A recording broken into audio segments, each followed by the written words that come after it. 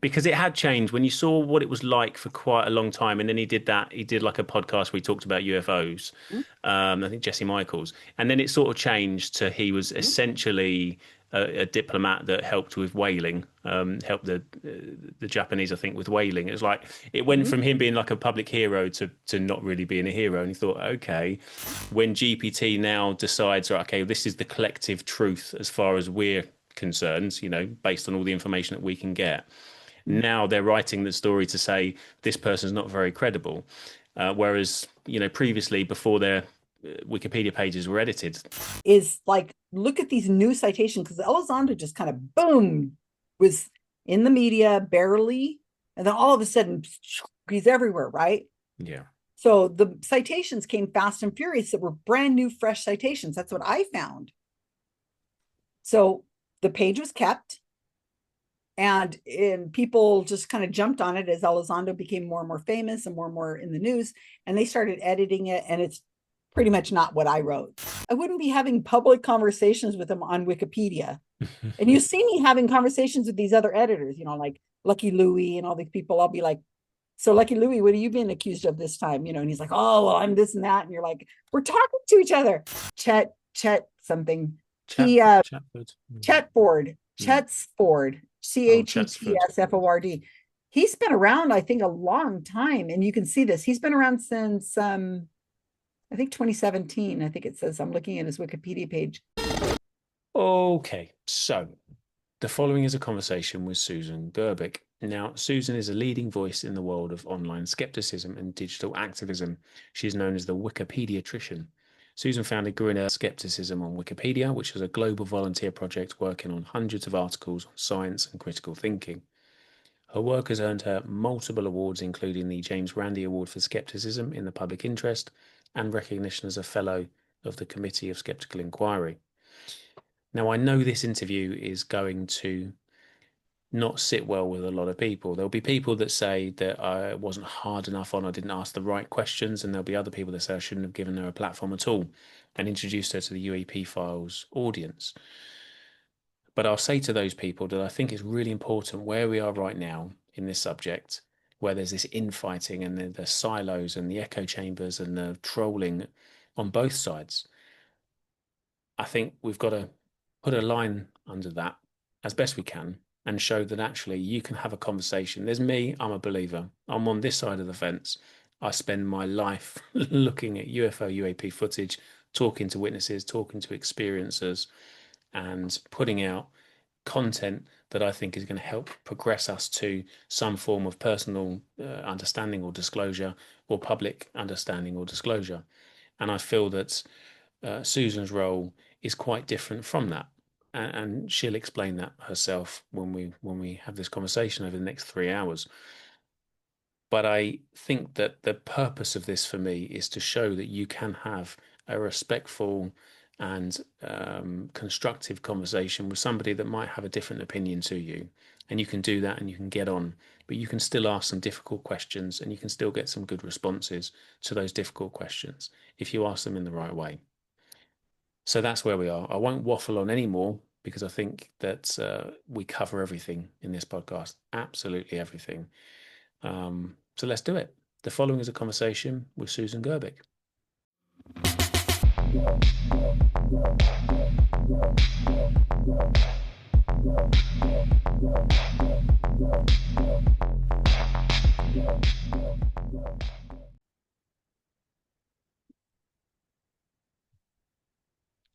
I can Oh, see that. my video's not on. Oh, I can hear you and I can see you.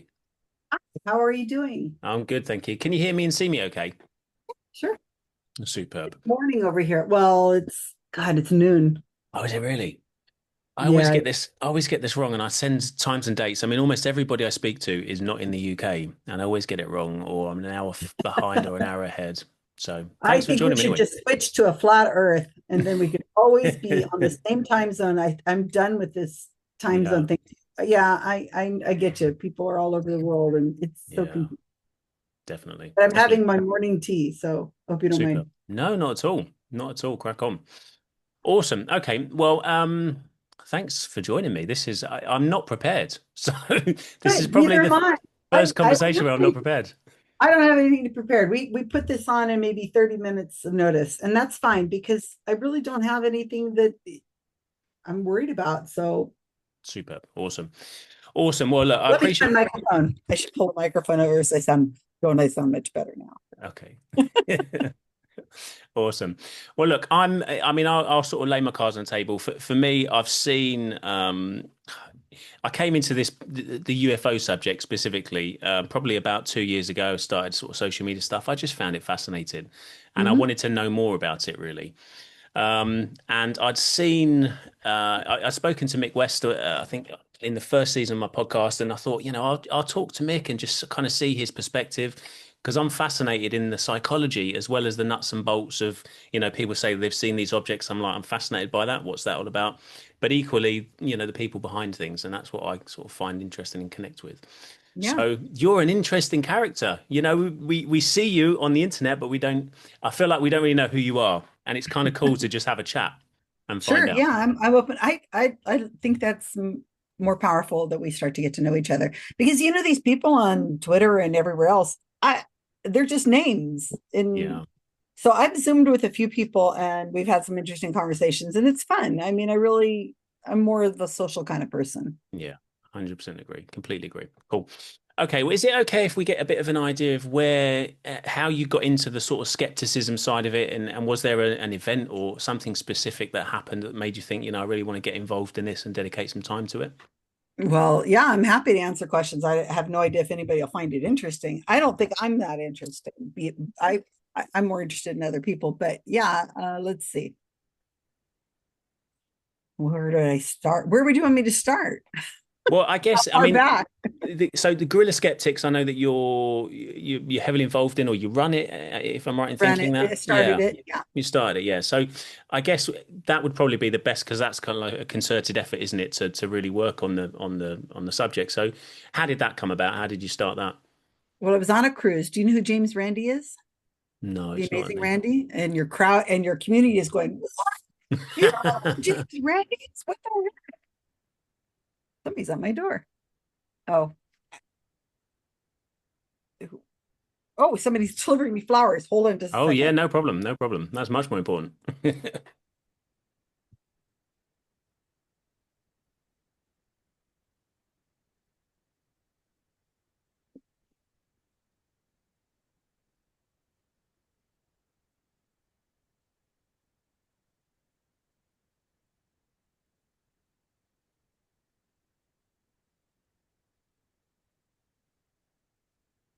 Wow. I just got delivered a bunch of flowers. Nice. I don't get that. Well, today's my birthday. Happy, but is it really? So yeah, so somebody delivered me flowers. I have no idea who that is. Let me put him so it looks pretty. I hope you don't mind. No, not at all. You'll be able Beautiful. to see that. No, that looks nasty. Hold on a second. If people are going to watch this, they're going to look at my flowers. Hold on a second. When you get to be 63, which is what I am today, birthdays aren't that big a deal. I wonder who sent them to me. That's very sweet. Somebody watching this now will go, Something. Can you hear me? what the heck? I hear myself. Hang on. 1, 2, 3. Can you hear me okay? Aw, Yeah. that's so sweet. Okay. It's a friend of mine. Oh, nice. Nice. All right. Anyway, okay. So I was James Randi. You can check him out. He's on Wikipedia. He died a few years ago. He was a magician Okay. and he was like the precursor to Harry Houdini. You know who Harry Houdini Yeah. is, obviously. Yeah. Yeah. So James Randi was a huge figure in the world of scientific skepticism because he was huge on debunking things that like astrology and homeopathy and all kinds of topics. And he had a lot of empathy towards people, psychics. And he had a foundation, James Randi Educational Foundation, and he had a cruise. They used to have big conferences and all these things. So I was on this cruise in 2010, and somebody on the cruise was talking about Wikipedia, and they were talking about why Wikipedia was something that people needed to make sure that they were taking really looking at. And this is 2010. So this is kind of the wild, wild west of Wikipedia, back before they had a lot of stricter rules. And I'm just sitting there going, oh, this is very interesting, very interesting. And I'm a very social kind of person, and I really like to I want to be more involved. I'm pretty organized, good with people, so they say. And I have been wanting to just do something. So I started editing Wikipedia. I had no idea what I was doing, nearly got myself banned many times. It was very different back in 2010. And eventually I started working on pages, and then I started posting on this thing called Facebook. I'm sure you heard of it. And people are like, well, what are you talking about? How did you do that? And I said, I don't know. I just figured it out. So I just went through, and eventually I started doing, people said, hey, why don't you talk on that subject? And I said, okay, all right, I can put together a talk. My boyfriend was Mark Edward. He was a mentalist, and he was an expert on psychics. He was his specialty was seance. And so Mark Edward was a psychic for many years, as well as being a skeptic. And for all the time I knew him, since 2009, we worked together on psychic stings. We put together stings. We explained what's going on in the psychic world, especially in the mediumship world. That's the world people communicate with the dead, or say they're communicating with the dead. That's my expertise, is mediumship. So so anyway, we had been working on a lot of different kinds of stings, and he was calling it guerrilla skepticism. Right. People need to start getting active and combating against misinformation and so on. And we just called it generically guerrilla skepticism. So when somebody said, would you do a talk? I said, sure. When they said, well, what are you going to call it? And I said, I don't know, guerrilla skepticism on Wikipedia. And that's how it started. It just evolved. It wasn't supposed to be a thing. I mean, we're a mega powerful, I guess you want to call it powerful. I'm sure your listeners are going, see, she just said it's powerful. Well, it is, because, making people more active and making people, how do I say this? Making them more able to stop arguing with people on the internet. That was one of my goals, and here I am on Twitter, taking the vitriol all the time, being trolled constantly. And I'm probably trolling back anyway. But anyway, I think it's important for people to feel like they are seen, and being involved in a project is a good idea. I'm a huge believer in science communication, and I think Wikipedia is the ultimate place to get good science information, if we make sure that that nonsense is off of it, and it's well regulated, well controlled, following the rules. And so that's where it started. So that was a long way of answering your question. No, that's really interesting. I don't know. That's interesting. So how does it work then? So you've got like a group of people that have similar interests, similar kind of ideas, I guess, in that they have the same wants and sort of desires when it comes to how Wikipedia presents information to the world, and they want to get involved. So they come to you, or you mentioned Facebook, so you've got a group, mm-hmm. and you just kind of come together on specific subjects. Let's see if I can explain it better. Okay, so these people that work with me are from all different aspects of the world. Some are scientists, some have PhDs, some are not. I don't have a PhD, I only have a BA, and I've never used it for anything. It's social history. My degree is in social and behavioral sciences with the emphasis on social history. And Wikipedia is really social history. I mean, it is, after all. The rules of Wikipedia are the rules of Wikipedia. So we can't combat that. We cannot go around that. We have there's a huge body of people out there in the world of Wikipedia that are always overlooking, overseeing other people. And those people have their own worldview.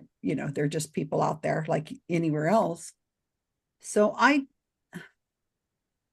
they come to me because most people come to me because they are frustrated with misinformation. And, you and I talked before this, I'm really not going to talk much about UAPs or UFOs. So sorry, everybody who thinks they're going to get, I'm going to talk about that. I tend to I have a really broad range of topics that I've been involved in. And very few people in my group, if anybody, is interested in the UFO topic at all. It's just not of interest. A lot of these people that work with me are scientists or people who have, degrees, and they're interested in chemistry, or they're interested in medicine, or measurements, or DNA stuff. I don't know, lots of stuff that's way above my pay grade. So they're all over the place. They come to me because they're frustrated, as I say, with misinformation. I mean, we just went through a global pandemic, and that was unifying, because the amount of misinformation out there was literally killing us. And I mean, as a species, right? I mean, misinformation, and not just people who, like myself, who took it seriously, but people who didn't take it seriously. I think about all the loved ones that are gone, and all the relationships that have been destroyed, and the amount of vitriol. I mean, people don't even talk to each other anymore in families. So hopefully I'm not going to ramble too much, but hey, it's my birthday. I can ramble if I want. So anyway, these people, editing Wikipedia is a skill. I don't understand how anybody could possibly do it without having some kind of mentorship, because how in the heck, I mean, like I said, I almost got banned. So I created a training program that teaches people how to edit broadly, uploading photos. How do you handle a photo? How do you cite a source? How do you know what to include? What are the rules? What is notability? I mean, just the basics. And then we go through. And so I and other people who've been with me for years mentor, and we say, that's not a good idea there, or maybe you should do that. But I mean, if you listen to some of the people on Twitter, they sound like we're just like 24/7 editing. Oh my gosh. I guess I think when I first sort of when it was drawn to me, or my attention was drawn to it, the only thing that kind of I didn't quite understand, and I think that's why I'd love to know from your perspective, and just speak to you directly, was that there were a few pages that had disappeared entirely, and I thought, well, like in this country, we've got, I think we use the example of Mr. Blobby as like a character, which is like a children's character, which was just like this pink guy with dots on his body, and he used to do a bit of a dance for kids. And I remember it when I was a really young child, and he's got this really detailed Wikipedia page. And then somebody like, I don't know, there's a few people as an example, like I think Chris Mellon, who's like a former Undersecretary of Intelligence, and I always get it wrong, but like he's from a really big family, the Mellon sort of dynasty, and he disappeared. And I thought, well, how is Mr. Blobby there, and the cheeky girls that do that dance that they were famous for doing just that one time, and then but then this guy had gone, so I didn't quite understand it, and I think that's where you start to get slightly conspiratorial, because I found myself being drawn into the sort of conspiratorial side of, okay, well, there's a reason why all of these people who sort of appear to be saying positive things about certain subjects are then disappearing and other people aren't. And I couldn't quite understand it. And I know that James Wales, I think he's the founder, wasn't he? One of Jimmy Wales. Yeah, that's it. Sorry, Jimmy Wales. He'd sort of come in and said, look, people are entitled to change things and update things, and it's kind of a community thing. And I understood that.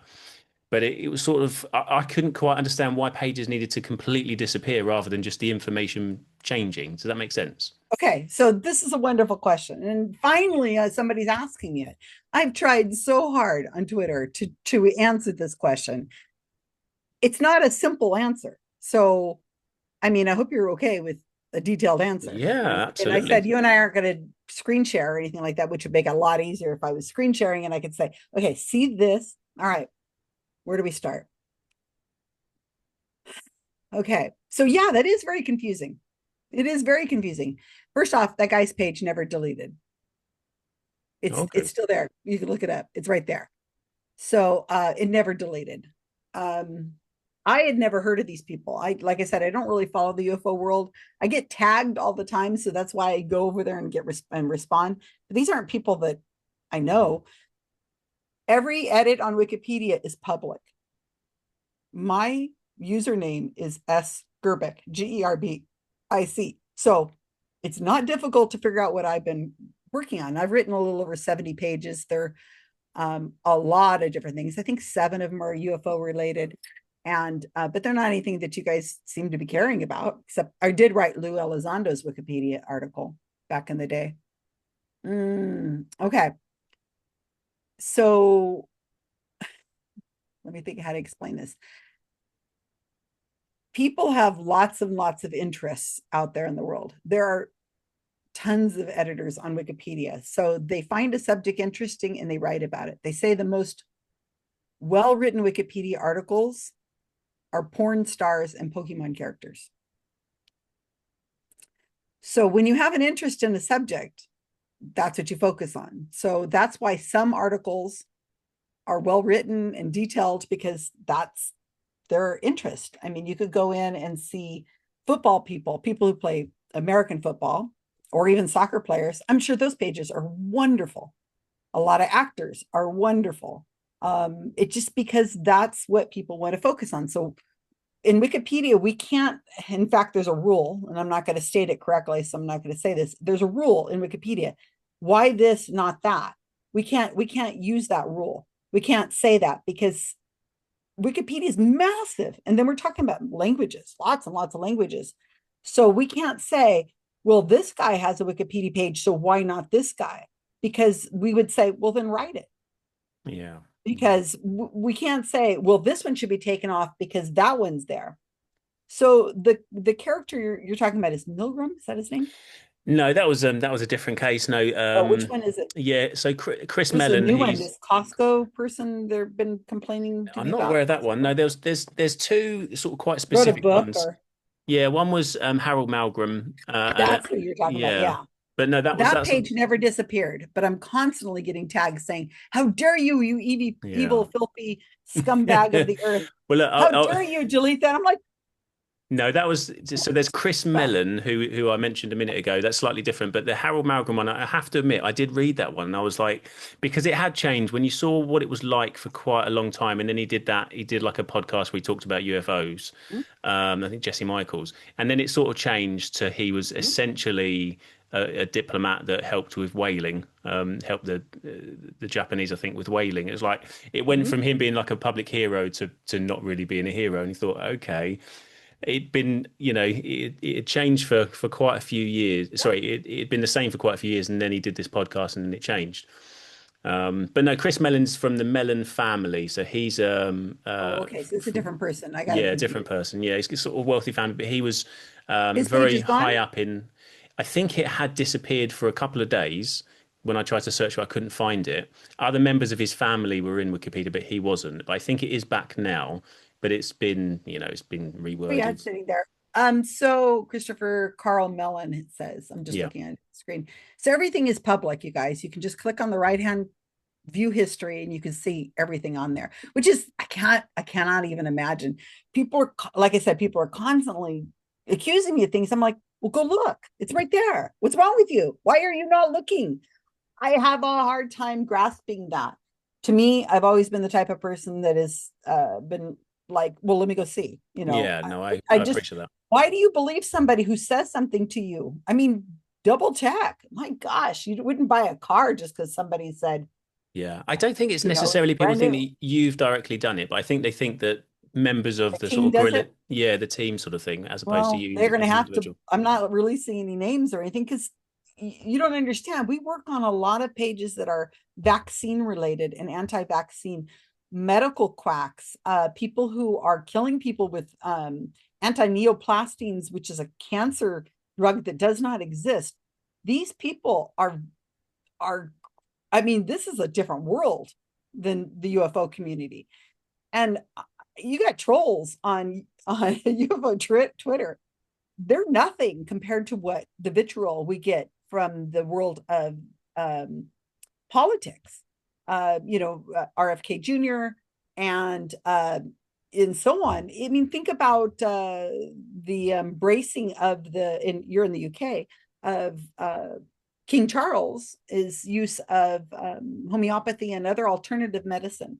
I mean, my gosh, you guys have no clue what it's like to be on the end of receiving such vitriol. I mean, why would I just say, oh yeah, here's my editor. I mean, why Yeah, would no, of you course. No, believe no. it in the first place if I said I got a list of fake names? Yeah, And no, and I it means understand that. nothing. I Yeah, get it, but and you've got a right to maintain an anonymity and for safety come of on. family and stuff. I completely understand that. Our edits speak for themselves. And I'm looking at this edit history of this Christopher Mellon. This page never went anywhere. I don't think so. Let me look at the talk page. I mean, like I say, it's all here. You look at the talk page, upper left-hand corner, people, it says the word talk. Click Mm. on that. There's a discussion that the editors are having with each other. Good Lord, look at this. Ah, lots and lots of stuff. Okay, when you are talking about, I don't know how basic to get. So a human being that's alive, like yourself or myself, the rules of Wikipedia for a BLM, a biography of a living person, are very strict, very strict. So it, people will say, well, he's a government agent. He was this person. He was an author. He was a doctor. He was a lawyer. He was all these things. Why can't he have a Wikipedia article? Well, number one, maybe he can, just nobody's bothered to write it. Number two, you can't just write a Wikipedia. Well, it takes a lot of hours to do. I mean, I can do in fairly quick, under a day, but I've been doing this for a long time. But lots of people, I mean, it's very time consuming. I mean, you're asking somebody to devote days or weeks to a project that we're not paid for. I mean, we get nothing out of it. So why do it? So it has to be something you feel interested in or passionate about or wanting to learn about, or you feel like it's a good idea to educate people about. The other thing is that the citations have to be just so. And this is always confusing to explain to people, but there is a whole rule. People can look it up on biographies of living people, Notability. So standards for notability are generally, like I said, the rules are very specific and it's kind of hard to explain, but a person must stand out from their peers. So if a person is a musician, let's just say, just because they're a famous musician and they have a zillion releases and fan base and everything, that does not make them Wikipedia notable. So they can't have a Wikipedia page just because they're famous. It has to be they stand out from within their peers of other artists. So if the musician would have to do something else, it'd have to be recognized for their differentness. So let's say the musician is known for a certain style of music, right? So, and other people are influenced by that. They would be saying, some other famous person would say, I was heavily influenced by the recordings of this gospel singer or this reggae player or whatever. And their mode, the way they, I don't know a lot about music, so I'm making this up, but the way they did this thing spurred me on to be a better musician myself. And so when the peers start saying this person was hugely influential in my life, and they publish this, their opinion is published in reputable places like newspapers or magazines that have journalistic integrity. Remind me, and I'll come back to that because it's important. Journalistic integrity. Then the citations are starting to be created to show that this one musician stands out from their field. So when you're talking about somebody like Christopher Mellon, who I've heard his name bantered around a lot. Let me just look at the lead of this article so I can remind myself which he is. Okay, he's a staff member of a former Department of Defense, United States civil servant staff member whose career focused from blah, blah, blah, blah. Okay. How does that stand out from the field of being another American former Department of Defense, United States civil staff member whose career was from 85 to 2017, focused on defense and intelligent oversight? How many people do you think also have that qualifications in the world of the DoD? Well, I mean, if we're using Chris Mellon as an example, because he's from the Mellon family, which is, I think they're, So he's famous because so there's a, so I think there's a few things. One would be, I rich. guess, well, I mean, there's That ain't gonna do it. there's being rich and then there's being a family as part of a family dynasty, isn't there? Except that do all his family members have Wikipedia articles? I think so. Yeah, I think if No, you I don't there's see like anything. Relatives, Matthew. there's a family tree that I saw. There's at least 5 or 6 melons in like a Well, that's family tree. okay, but that does not make you notable. What does it take then? I mean, I Mr. just told Mr. you, you Blobby have though. to be, you have to stand out from your field. I mean, Yeah. otherwise, how are, so, okay, now when you got a lot of money and you got a lot of wealth, like, power. So I'm looking at the prominent members. There's Thomas Mellon, who was a judge. Here's another one who was a banker, who was a treasury secretary. Of course, okay, so there's a lot of these people, but I don't see any women. Well, here's Sarah, heiress. Her husband was so and so. So the point is it's not wealth, it's not fame, it's standing out from beyond your peers and being recognized by people for standing out from your peers. So maybe Christopher Mellon isn't a good one because we're going to get caught up in this, but what is it that he did that is different Yeah. than other people in the DoD? Yeah, I mean, well, he was And that's what I'm quite senior, asking. wasn't he? Yeah, he was quite senior. Was he former Undersecretary of Defense for Intelligence? And from a very sort Okay. of famous family. So there's a couple of links there, but I get your point. So, but his I, article's there. It's not yeah, changed. It's not been deleted. It's always been there. yeah. No, So, I appreciate that. I, so I don't I, understand. What's the I problem with that?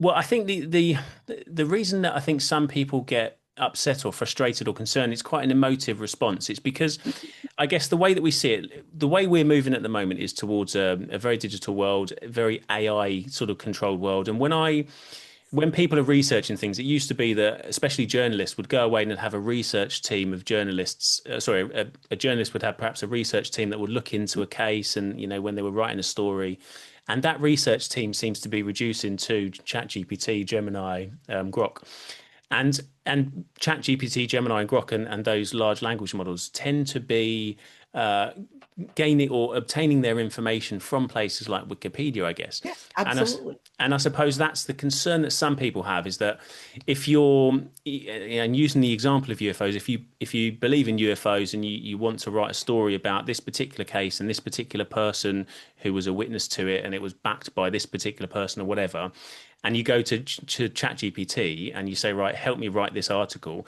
it will look at the key figures and say, well, okay, all of these key figures have sort of changed a little bit since they started talking about UFOs, and now they're less credible because Wikipedia say they're now less credible, even though before they were talking about UFOs, they were perhaps a little bit more credible because their profiles were talking about their qualifications, perhaps, of their university degrees. And then it sort of changed a little bit, so they started talking about pseudoscience and et cetera, et cetera. So Mhm. when GPT now decides, right, okay, this is the collective truth as far as we're concerned, based on all the information that we can get. Now they're writing the story to say this person's not very credible. Whereas, previously, before their Wikipedia pages were edited, GPT might have obtained that information from them and they may have been a bit more credible. So I guess You're it's, 100% right. Wikipedia is a huge influence. yeah, Absolutely. And you don't have to go to Wikipedia to get your information. As you said, Chat GPT and all the others are on there. Every single search you do on the internet is going to come up with a knowledge bar that's going to have information about that Wikipedia page is going to be there. Journalists, absolutely. It's been decimated, especially in science world. You've got people writing Wikipedia journalists, sciencey articles for the paper that is distributed to all kinds of people, and they're relying on Wikipedia and who knows what to get their information because they don't have a team that's able to exactly. Their team has been you'd have a room of 10 people fussing over a science article, and now you've got this guy who's doing it by himself, and he's got to even do social media and promote the article himself. The fact checking isn't there. So yeah, 100% Wikipedia has to be accurate. So we agree. So now what you consider accurate and what I consider accurate may be different. And the reason why is because the rules of Wikipedia say that we cannot put stuff on Wikipedia if it does not have a good citation to independent source, and the source has to have journalistic integrity. And as I said before, Wikipedia for years was relying on volunteers without the computer infrastructure we have now to double check when somebody was putting up nasty, bad information. They were putting up blogs and websites and just nonsense. Now it's harder to put something onto a Wikipedia page because there's algorithms that will cite it. I mean, will notice, and there are bots that remove a lot of that vandalism in seconds. That just, if you try to write the F word on a Wikipedia page, it's gone like that because a bot will come in and remove it. There's tons of those things. So Christopher Mellon, or probably give me another example and I could look at that. These other people, a lot of these Wikipedia pages existed years ago and they were written and the citations were not quality. Yeah. Some of them were gossipy stuff. Some of the times they were the information was coming off of a website some guy wrote, like a blog. Like, we can't use that. So what's going on is, as these people maybe are getting up in prominence and getting the attention, like, what's the other guy's name? Harold Malmgren. So he did this interview. Yeah. I didn't see it. I didn't know who he was. He did this interview and he comes on the radar of some editor on Wikipedia who says, well, that's interesting. Let me check him out. And they check him out and they go, well, that's not all right. And then they go through and of course they fix the Wikipedia page because that's what we do. Wikipedia editors are constantly going to Wikipedia and we're constantly changing things because, I'm watching a TV show or I'm reading at a book and I'm looking at the book and it has a term and I go, oh, well, those are all that's misspelled. And I go in and I fix the Wikipedia page because that's just the nature of a Wikipedia editor. And so somebody probably saw that interview and probably was interested in the character, went to the Wikipedia page and said, let's change this. That's not right. These are old citations. These are dead citations, or I didn't look that closely, so I'm not exactly sure, or leading to websites or not factually really significant articles, and they just went through. Yeah. And they just cleaned out the article. They put a nice picture of him and they changed it because you're changing it to reflect the citations. So if the citation doesn't exist, we can't just leave it in there. Yeah. Jimmy, I want you to really understand what happens. People in the UFO world are so focused on the UFO world. You got to think about it this way. This is a giant world of misinformation and information out there. Giant massive amounts. We cannot have rules that are different for UFO community and they aren't for the vaccine world, or they aren't for the world of RNA or the people. It has to be consistent. And so the UFO community seems to be very upset and very focused on these UFO people that you consider, I don't know, heroes or whatever you consider prominent. But this is a giant world of people, and we're just going through cleaning up these ones that come across. And you're not saying anything about any of the other articles we work on. I've been working on a lot of let me jump in. Let me jump in there. No, you're right. I don't. I think a lot of people, we don't. I mean, I can't say that I speak for everybody that is sort of on this side of the fence, I guess. But we are very focused on the UFO side of things, and I think because of that, we sort of see things that are happening in this in the UFO world everywhere. It's a big old world. On these people when you're not caring about that other article that we just rewrote the other day, or I wrote this other one. Why do you not care about that? Well, let me jump in. Let me jump in. Apply to all of those things. I think the issue is that we agree that no rules are being broken. I kind of understand your perspective on it. You want to make it as accurate as possible going forward, and that's your sort of leaving your touch on the world is to try and make the world more accurate and honest and open. It's important. It really is. I understand. We're going to agree with that. No, I agree that accurate information is the most important. But I think the concern is, and I think this is why people were really energized by it, was that it felt as if you could control, not saying you specifically, but a person or a group of people could perhaps control the direction of the future truth if your team's big enough. And that's the thing. Sure. Like if I got the sort of anti-Guerrilla Skeptics and had, let's say you've got 100 people in your group, I've got 200 people in my group, and now we go and change all of the Wikipedia pages, and that then changes the ChatGPT and the Gemini and the Groks going forward. Talk about conspiracy theories. I know. Jeez, guys, go into the rabbit hole a little further. You have any idea how hard it is to run a group of volunteers? Good God. Yeah. I mean, well, this is the thing. It probably wouldn't happen, would it? It probably wouldn't happen. We probably wouldn't do it. But there's a feeling of injustice, isn't there? Because we sort of feel, and I think this is why people, when like a whistleblower comes out, they get really sort of excited because it's like, oh, somebody's on our side. Somebody with power and influence and presence is on our side saying, you know what, there might be something to this. And and having somebody on your side fighting for you feels good. I'm not going to Yeah. lie. It feels good. And I'm sure it does for all sorts of people. So that you've got then the other side of it where you've got your team is able to kind of direct this and like this is how it is, and this person isn't credible, but that person is. It's a powerful tool. It's a powerful Well, tool. everything, well, of course, but I don't understand Well, here's my what is the alternative? Because yes, it's powerful, but we have people who oversee what we have, and everything is public. So, except the names of my editors, but yeah every edit that is made is public.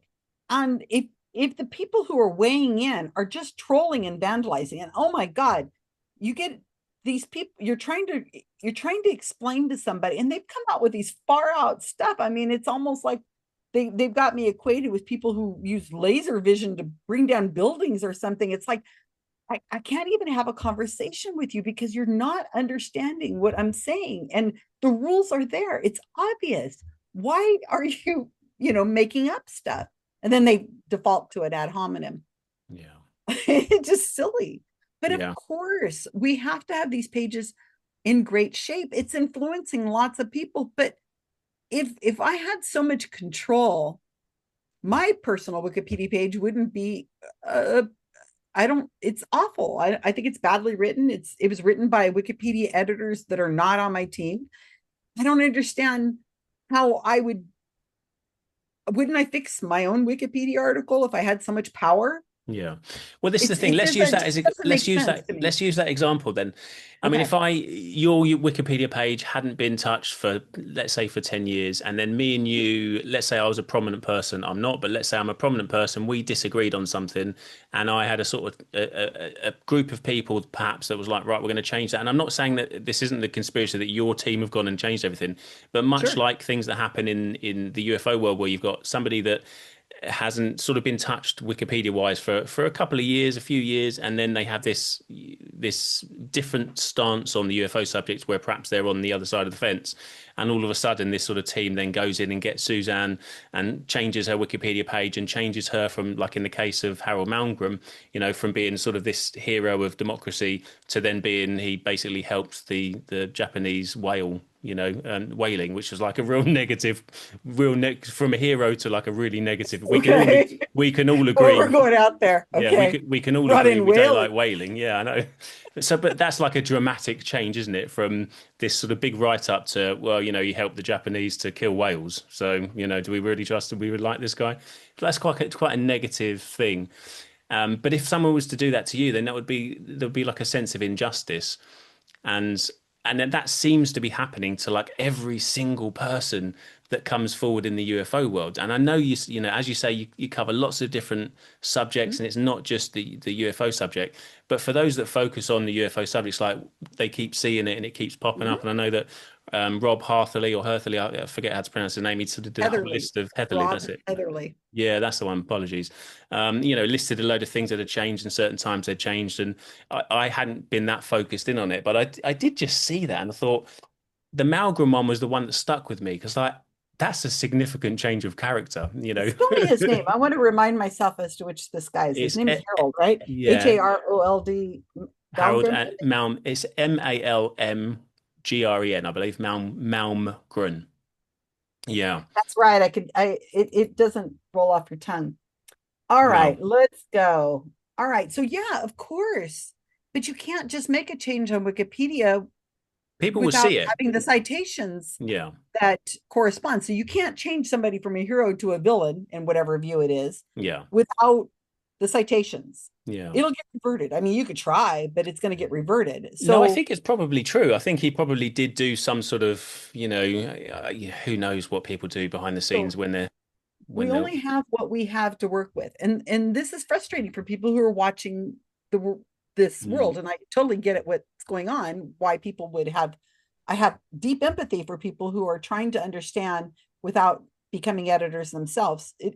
Wikipedia is kind of complicated. Yeah. The rules do seem, oh, look at But it's these. that first sort of paragraph, isn't it? That I guess the first Very paragraph important. is what's quite He's an impactful. American writer, lobbyist, and trade negotiator. Any problem with that? No, sounds about right. Okay. From the 60s and 70s, that makes sense. He worked for the United States government. Yes. He, including the Office of the United States Trade Representative, where he focused on negotiations relating to the General Agreement on Tariffs and Trade.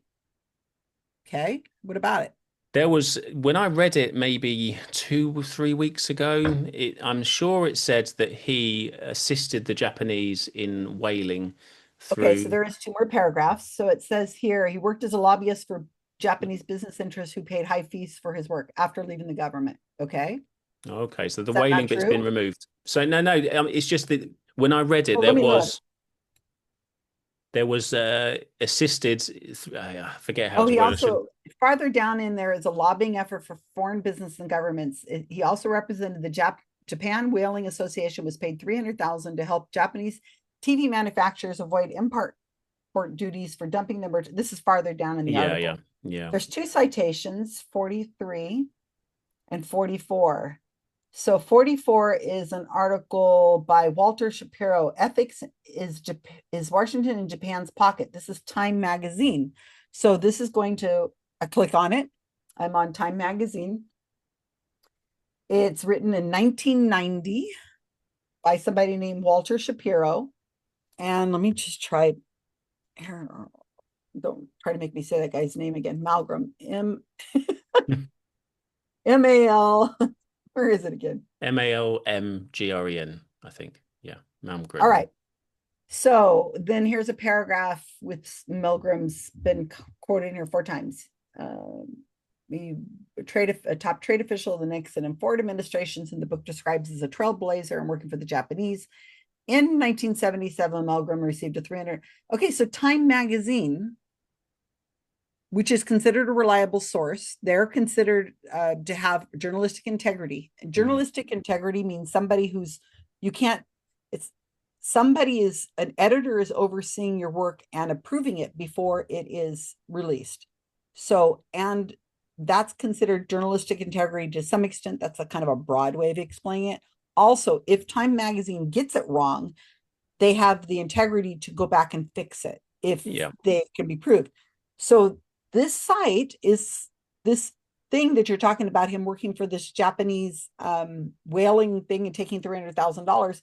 This is Time Magazine that says this. No, I So why completely would believe anybody it. blame the Wikipedia editor Yeah. who used Time Magazine to put it on Malcolm's page? No, sorry. Let me sort of rephrase what I mean. I believe that's true. I believe the citation. I'm sure that happened. I guess it's more that if you've got I mean, people. If I go to your Wikipedia page, I'm going to read the first paragraph and then I'm going to move on and do something else. And I think that's where the power is and the narrative control is that first sort of paragraph or two. Right. We call it the lead. The lead, right? Okay. The lead of the article. Right. Yeah. So that bit, what gets into that bit, I guess, is the really key stuff.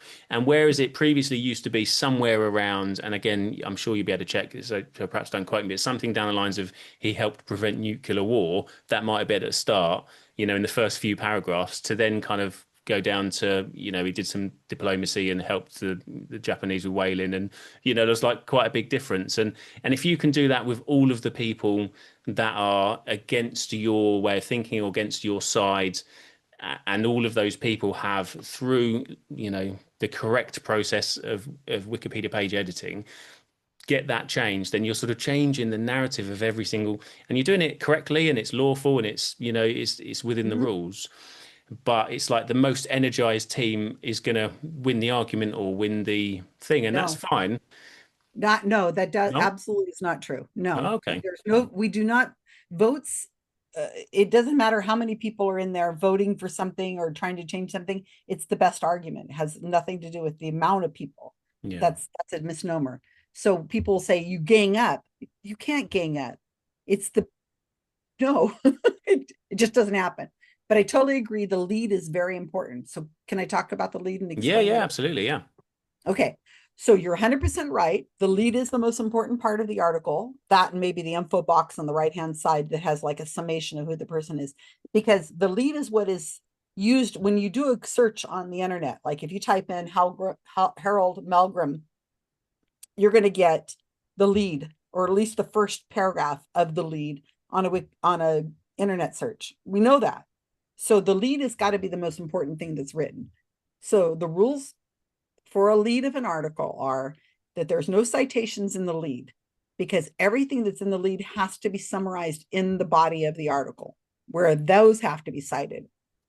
So the lead is carefully written, and you can see some of these talk discussions between editors. If you go to the talk page, you guys, you will see the editors having conversations about the lead. They'll say, well, we can't put that there. We have to move it further into the article. No, we have to, the lead is a summation of what the body says.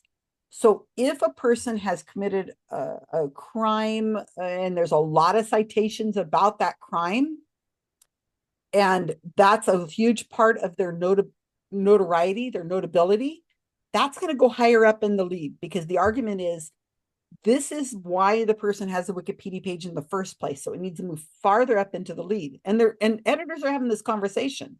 And people who care about this, people in the UFO community, you can come and have that conversation. There's probably lots of editors on Wikipedia who have the same mindset as the people in UFO Twitter. You have to do it politely, and you have to follow the rules. You can't accuse people of things. You just have to have a conversation. You would say, I think that we need to move this. This is very derogatory towards this person. I understand that the citations say this thing, but we shouldn't have it in the lead in this part, because actually the fame of the person, the reason why they're getting the Wikipedia page is because of these other reasons. And there's nothing in his lead that says anything about whaling or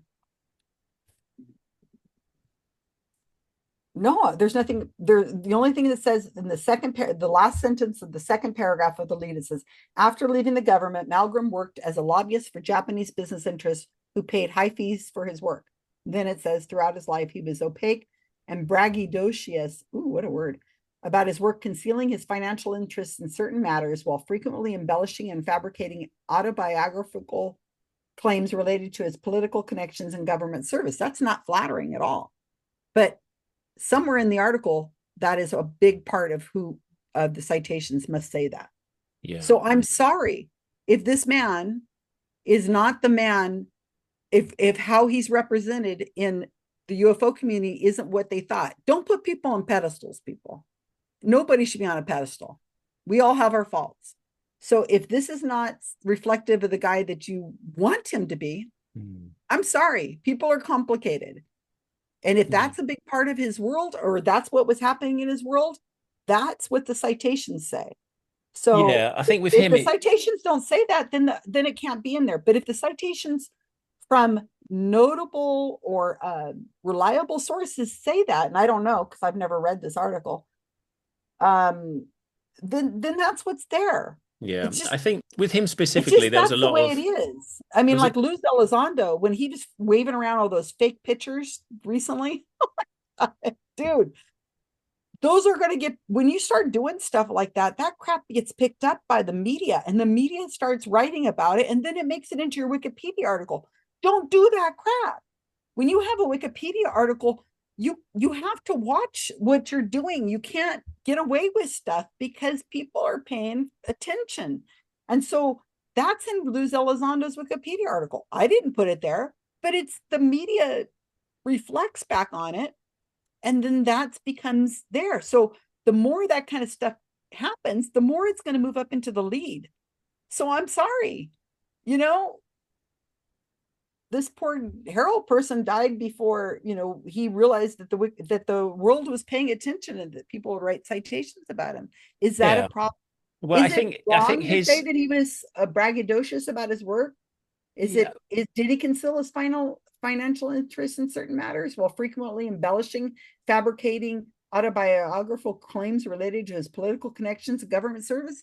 I don't know. Yeah, there was a couple of sources. I think there was a couple of sources that had said that, but that was only really updated when he started talking about UFOs, and there was because other they suggestions about started his. paying attention. So, Yeah, but I think that's based on him. Like, there's a good suggestion that based on where his position and where he was, he might have been sort of linked to the CIA. And then they said, well, we can't find all of these clearances, and it's oh, like, I think I clearances. remember hearing You're that. not, yeah, like you wouldn't. Yeah, they're I like, can't were you really? And he's like like, this. oh yeah. But this with the CIA, like, yeah, it's all on paper. If you want to do some FOIA searches, you can get all of the data from all of our CIA operatives. Like, it's in that murky world, you're never really going to know who's, I just Well, don't think. I think then how to could that have make it onto a evidence. Wikipedia page? How can somebody just come out and say I work for make an extraordinary claim saying that No, he they didn't know. Sorry, to clarify, he never said that he was in the CIA. I think okay.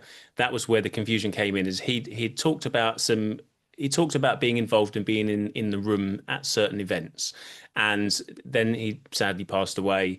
And then people sort of edited the Wikipedia page was edited over a period of time, and it changed a few times, I think, from what I saw, and it clearly changed again since.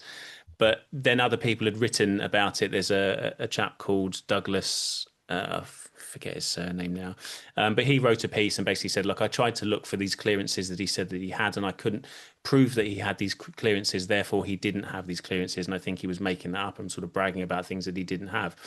And but then if you were in a position where you were in sort of a secretive position, let's say CIA, something like that, you probably wouldn't be able to find those kind of clearances anyway. So Maybe they did have them. it's this murky world, yeah, where you wouldn't necessarily Maybe they be were able to there. find it. You wouldn't be able to prove it one way or another. And I guess that's the part where it's like, well, if I can't prove it, but you can't prove it, but we're then going to put something out to say this person was insinuating that they're a liar, I guess, and that's what's there forevermore on Mhm. their page, where we I don't get know it. one way or Yeah. another, and that's it doesn't sit well with me, I guess. I get it. I hadn't heard it explained like that because I've never really read his Wikipedia page, and I can see exactly why that would be a problem. It's just it's not a your complaint is valid, Yeah, but that is not that does not have anything to do with Wikipedia, because the Wikipedia editor has to be neutral and say these are the sources I found. This is what the sources say. Therefore, yeah, those because if a Wikipedia editor finds those citations that say this, and those citations are valid, they're in published in reliable sources, and they leave it out, wouldn't that be wrong? Either way, yeah. if it reflected badly on the man or reflected Mm. well on the man, if somebody omits it when it's right there in front of him, we've got all these citations, we're rewriting his Wikipedia page because he came to our attention. Nobody's touched this page for 10 years or 5 years or whatever. It needs a rewrite. And I just heard this guy on TV or wherever he was. And I'm rewriting the article, and these are the citations I found. You can't leave them off. Yeah. And you No, can't I appreciate you that. have to add them. That's what the citation said. So it's not the editor's Yeah. fault. It is the fault of the media who's representing him this way, But or whoever. if you've got 70 years of somebody's life, I mean, I'm 42. I've done a lot in my That's a life, I good like to number. think. Thank you. I've done a lot. I've had three kids. I've had multiple jobs. I've done a lot of things in my life. But if you're, let's say, if you're, for argument's sake, I'm not saying this was happening, but let's say for argument's sake, you're trying to form a narrative for one reason or another because it benefits you to form a certain narrative. You've got so much to pick from. You could write this guy's story as a hero or as a villain, as a charlatan, as a man of science, whatever you want to do, you could do it by finding all sorts of different things. You could find genuine citations. You could find, especially if they're in the public eye, you could find all sorts of things, and you could sort of formulate that narrative. And that's, I think, what some people are saying is happening because you've got so much to pick from, and it Do might you be really think genuine. that's true? I Seriously? You think think there's so much that people are just picking and choosing? Or do you think that some citations are just not valid? They're probably not both. I would say reliable sources. my guess is probably both. I think that there are probably a few people that are energized as a Wikipedia editor that look, I don't believe in UFOs. I think they're ridiculous. I think all these people Mhm. coming forward are wasting, taxpayers' money and time. And so I've got the ability to do something about it. I can do something. And I guess if they follow the rules and it's all, sure, you can see exactly what they've done, and they've done everything correctly, but you can still change the narrative a little bit by going, right, we're going to do this first, few paragraphs in a slightly less positive manner, and we'll change some of these other things to just put this other stuff in because this is a better source there, and this is a better news article, or this is a more credible link, for example. And if you're really skilled at that, you could probably, like, let me put it this way: if I was in the CIA, I would be all over Wikipedia, all over it. Maybe you are in the CIA. Maybe. I mean, I'd probably not have this narrative if I did, but I mean, maybe I That would. looks like a very expensive couch behind you. Maybe they are paying you. I don't know. It's a safer bed as well. It's my spare Oh, room. well, there you go. We'll come Yeah, for a visit. yeah. I'm going to sit in your But chair. but you know what I mean? Like it's you could It do could, that. yeah, Yeah, absolutely. But you have to remember there's hundreds, if not thousands, of editors out there who are watching over your shoulder. You can't just not. I yeah, mean, at a certain point, you have to trust. And I hate that idea, but it's transparent. You could, if you go to the talk page, which is in the upper left-hand corner, editors are having conversations about these topics. So if an editor says, hey, what about this citation that you're totally leaving out? Other editors are coming in going, yeah, well, add it in. Or how would you form that into a sentence? How would you use it? Or they'd say, well, it's actually counteracted by this, or they'd say that's not a reliable. The conversation is public. It's there. It's not disappearing. The conversation, unless the only time they remove anything from talk pages or edit summaries and hide it is when it's like, I don't know, if somebody tried to put somebody's address or phone number in there, or if it was vitriol, like, lots of bad words, yeah, that might get hidden. But for the most part, everything stays there. So if you really can't trust and say, you're tweaking the article to make him sound this way, I mean, of course that's possible, but there's lots of other editors who would say, I think that needs to be tweaked a little bit more this way. It gets to a point where there's a consensus, where we're like at a standstill. We're like, okay, this is as good as it's going to get. And a perfect example of that, I know it's not UFO related, is anything to do with religion. If you go to a Scientology or a Mormonism or Christianity, Jesus Christ, any Wikipedia page for anything that's a major religion or something of the sort, those pages are tightly controlled because they've reached a consensus with a variety of editors from all over the world who've decided this is as good as it's going to get. So nobody's allowed to come in here and change this dang thing unless you have a really good reason, some new citation. So that's what's going on. Yes, somebody could possibly tweak an article to be a certain way, but that's true of every Wikipedia page everywhere. That's why we need more people to edit Wikipedia. We need people who are interested in UFOs to come in and learn how to be editors and train correctly, not necessarily on my team, but to come in because, to learn how to be editors and come in and do it right. If you really care, quit bitching at me on Twitter and start getting your ass and going over to these Wikipedia pages and learning how to do it, not as trolls or vandals, but to actually understand the rules. It's all public. It takes a lot of time. To train with me is at least 4 months. It's not a like that. You're an editor and you know what you're doing. Hell, I've got people with a team that are still working, learning after years. I'm still learning. I've been editing since I think 2008. There's so much to learn, and you learn from each other. So it just comes down to people bitching about it. Yes, there are changes made on a Wikipedia page. So what? That's what it is. It's a living document that's constantly changing. And if somebody does an interview and is in the news, you're going to get a ton of people going to the Wikipedia page, and you'll see spikes of people making changes. The one, if you watched American football, which I don't, but during the, what's it called? The break where they have all the musicians or whatever they do, it's called the time. Intermission.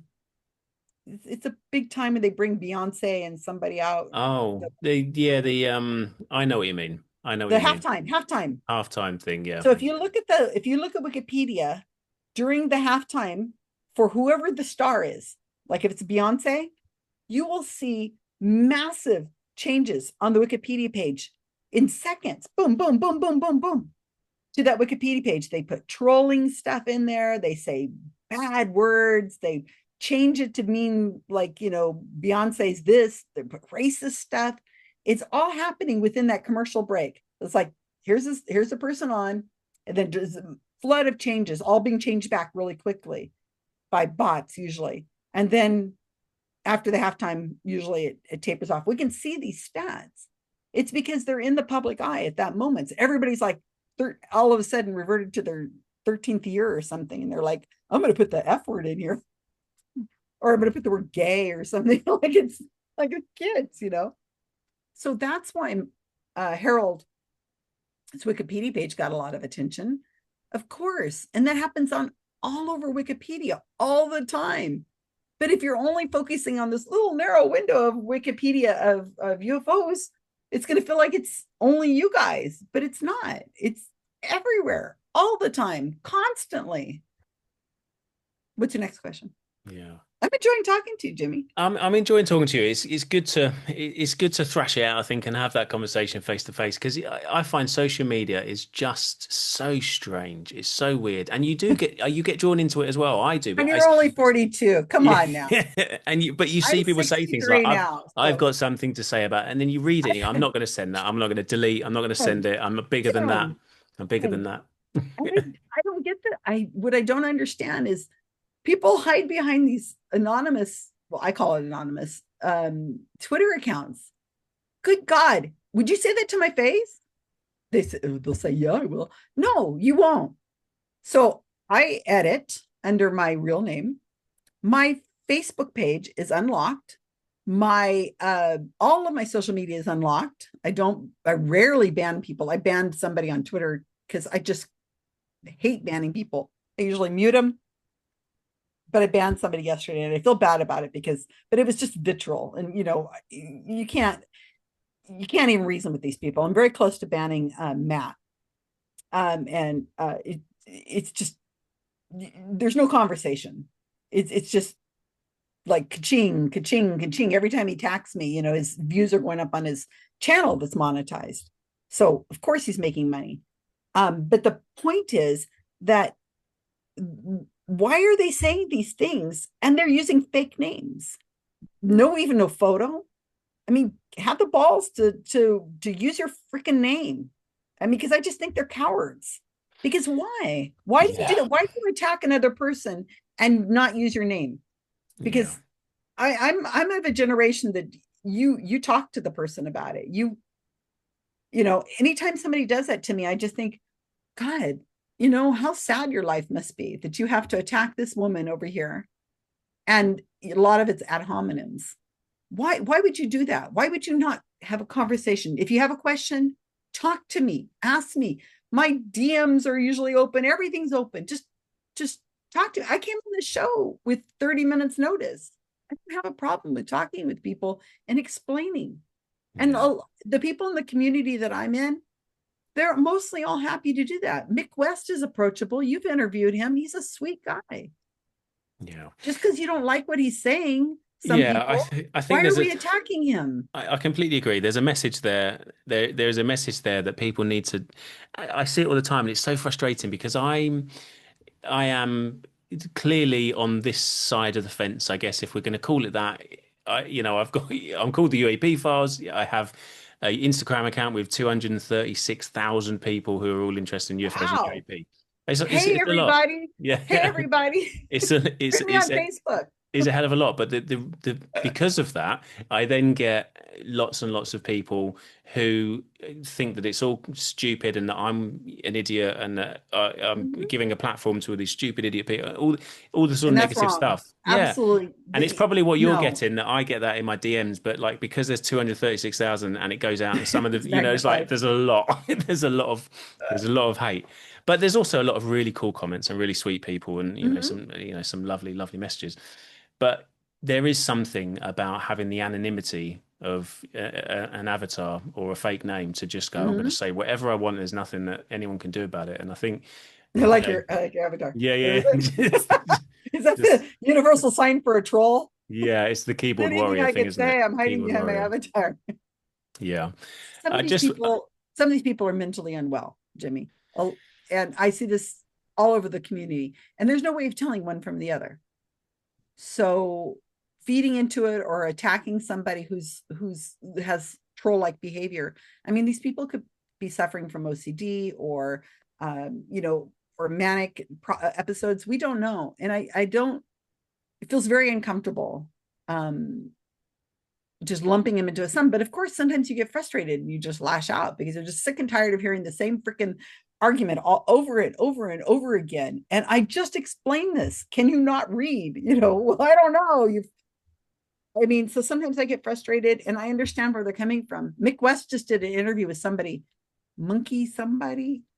monkey, is it some YouTuber monkey? I'm looking on the video. oh, is I'm it looking at the screen this, where he was the screaming monkey. sneezing monkey? Sneezing monkey. Sneezing I monkey, just yeah. listened to that interview yesterday. I don't know when the interview was done, but he was talking about he understands why people lash out at him because when you're explaining something or when you're it's like if you really believe it and UFO world has become pretty religious. It feels like a religious belief now and a feeling. And some of these people, it's not just a like something you can reasonably discuss. It's like you're attacking a religion and Some, they've yeah, been some with people, not it. all, I would say, How do but you tell them yeah, apart? yeah, So, sometimes when you're looking at a stream of notifications and it's just you filthy C word, you old bag, and then it's like somebody tries to say something nice, you get them all mixed up, especially since half of you guys use the same name of UAP or UFO on your, I don't know who's who.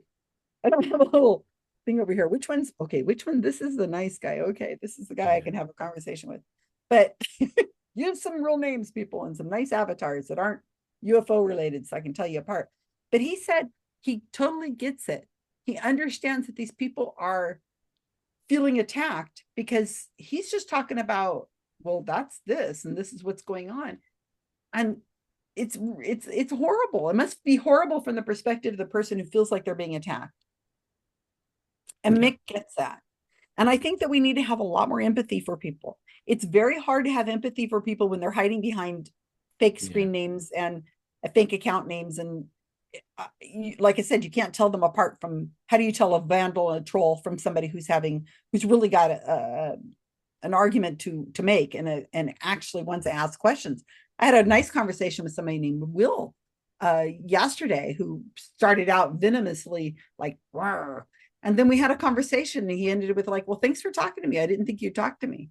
And it's like, well, of course I talked to you. Why wouldn't I talk to you? I mean, Yeah. just, I'm not that different from everybody else. I mean, Yeah, seriously, we all are out for the same thing. It's just, please ask me. Just yeah, ask. And stay around for the answer. That's the other thing. They've moved, you start to answer, and then they go, well, what about this other thing? You're like, well, let's talk about the first thing you asked me. Let's discuss that a little bit, and then let's move to the next thing. yeah. But the answers are not quick. I don't have a fast answer for anything. It takes a minute. And I don't think we probably answered the question that you asked me originally, which I've completely forgotten by now. Well, no, that's a good answer, and you make a lot of sense. I think a lot of people are just it's like people in authority. Why do people shout at the police? Because the police represent the state. You're not happy about something, and they go out and and they're shouting at them, and it's like, yeah, but it's not that police officer. It's not that particular person Right. that's responsible, but you're Or shouting at the them. shopkeeper or the person Yeah, at the airline. yeah, Their exactly. fault. Yeah, They're just doing what the corporation or whatever told them to do. Your flight has been delayed. It is not my fault. I did not yeah. delay your flight. No, So no, and people yelling at should be me. able to have that conversation. We should be able to respectfully disagree or have a slightly difference of opinion and just be able to thrash that out respectfully without jumping into, swear words or curse words as you guys call it over there. We should be Well, able what to do you just guys call have them that over there? conversation. Just swear words. You Saying don't say you don't say curse words. no, we say swear words. Yeah, I don't think we've ever used we hear curse, but it's from American TV and films and stuff.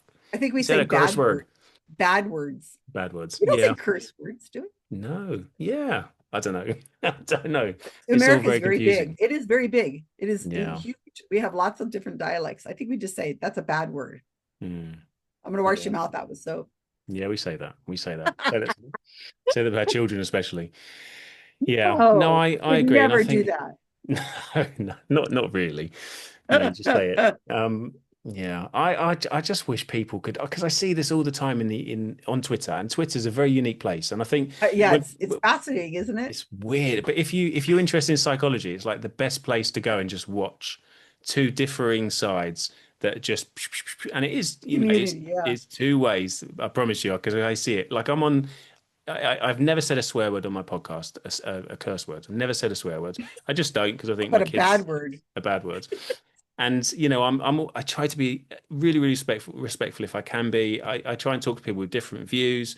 I've done like 155 interviews, something like that, with all kinds of different people from all different areas of the world and different social economic backgrounds and education levels and everything. And I think that it's so counterproductive for your, and I'm talking about from the UFO world, especially from your position and representing anybody to go in there and just shout abuse or just like you've lost the argument straight away the second that you do that. You've Yeah, lost you're it. No gone. one cares what you've got to say. You've And you're lost going to it. get muted or blocked. So Yeah. Yeah. What's the point? why would why would we go there? Well, so I really want to talk, if we have the time. I don't have no Yeah. idea. Yeah. I've We got have time. about empathy. I really, this has been big in my world for the last couple of years. Is thinking about it from empathy. And I do not like, and I see this all the time on Twitter, where people who have the same mindset as me, who would say that they're scientific skeptics and so on, they go in and they talk to people in the UFO world and call them nut jobs and just awful vitriol. I hate that. Yeah. I I think that those people who are making those comments are just as bad as that. It's troll like. Even if I agree with them, it's exactly the same. I do not think we have any right to be talking to people who are experiencers or people who are who believe in whatever it is, alien visitation or whatever. I think it's ridiculous to talk to those people the way that some people do. And I want you to know, I want you guys to know, in my community, the people I associate with on mainly on Facebook, I'm mostly on Facebook, the world of people who go to conferences, who give talks, who are outspoken and writing about this stuff, we would never behave in that manner. And if we did, we would be called out by our peers. We would be absolutely ostracized. If we start coming into a community and we start saying, you're a bunch of idiots and you guys just don't know what you're talking about, and they use the R word, and it's Yeah. not a very polite word. I don't even want to say it right now. If they start saying that stuff, we're like, I'm sorry, but you won't be speaking at my conference anymore, or you will not be writing for my publication anymore, or you will not be there. And then they're just ostracized. We just have that cleaned up in our world. UFO Twitter, I don't know how it hasn't been cleaned up. I would like to see that cleaned up, because until that's done, it's very difficult to have conversations. It's just wrong. And nobody should be talking to anybody like that. Having empathy, like I said, we do not know who's well. Yeah. We don't know. And who's able to handle the conversation we're about to have with them. And you're at what, 140 characters on Twitter, Yeah. Something like 160 that. characters or 180, I want to something like say. that. How do you get your word across? How do you explain Yeah. in print in a concise way in that little amount of characters? And I think we really need to be careful. Oh, and I even hate to call it sides, because I really don't see it as a side. I feel like I deal with the world of the paranormal all over the place all the time. And I just don't see it so much as a side. I just think of it as, yeah, I'm a scientific skeptic, but I think that most people are scientific skeptics. Aren't you a scientific skeptic in a lot of ways, Jimmy? Yeah. I believe I so. mean, you wouldn't just go out and buy a car after a flood in your town and say, oh yeah, I'll pay top dollar for that car. Sure, I'll just take your word for it when you say that it wasn't flooded. It wasn't one of the, I won't look for the mud, you know. And if you don't believe in UFOs, I mean, Bigfoot or flat Earth, and you're skeptical of that, right? Yeah. Well, I assume you are. Yeah, I But don't believe in Bigfoot or flat Earth. well, so we're all on the same team. It's just that some people have taken it to certain areas, and some people have taken it are ignoring those areas. Yeah. They have a different, they compartmentalized UFOs, different from other kind of thought process. Some people are religious. I mean, they really believe in life after death and communion, and like you're taking the body of Christ in your mouth and it changes. Some people believe that. Some people hold cans and they get like the e-meter. They believe this. This is their creed. And so if it's a belief, that's fine. Believe it. But just don't expect me to believe it based on the arguments I'm hearing you give, because I don't think they're great arguments. And I'm not just talking about UFOs, I'm talking about everything. And why should you believe what I believe? You know, I love my cats. Why should you love my cats just because I love my cats? I love my kids. I think they're the greatest thing in the world, but that doesn't mean you should love my kids. So I think we need to have some empathy. And in the world I deal with, which is mediumship, in the last few years, I have been delving more and more into the world of mediums that are not those people you see on TV. These are people who have followings of maybe 100 people. And I'm getting into their gallery readings and I'm watching them. I'm getting readings from them and I'm watching the interactions that are happening with these people. And it's almost all 100% women. It is medium. These things have genders. UFO is almost all male. Flat Earth is almost all male. 9/11 conspiracies, moon hoax, all that, moon landing hoax, almost all male. Perpetual motion machines, almost all male. But the wellness community and psychic mediums, it's almost all female. I mean, there's some overlap, but it's not much. I find that interesting, by the way. Yeah, it's but interesting. In the world of psychic mediums, the victims are almost always women. And what they're doing is they're in there rewriting memories and controlling these women financially and emotionally and medically. They give medical advice. It's cruel because they're at their most vulnerable time. A lot of these women, they're lonely. During the pandemic was just excruciating. They're lonely. They have their families moved away and no longer listening to them or whatever. Their kids are gone and they just don't have a tight connection with them. And a lot of them are in grief. And when you've got a person who's in grief and they're at that point in their life where maybe they're starting to wonder about life after death and so on, there's some charlatan that comes in that wants to manipulate them. And it's not financial. Yes, there's financial going on, but it's about emotion and power that these people want to have over somebody else. And it's cruel. It's wrong. Same with the person who, and I've dealt with these people who are, if you have had cancer and you're at stage 4, God, that's nasty. To be given that diagnosis.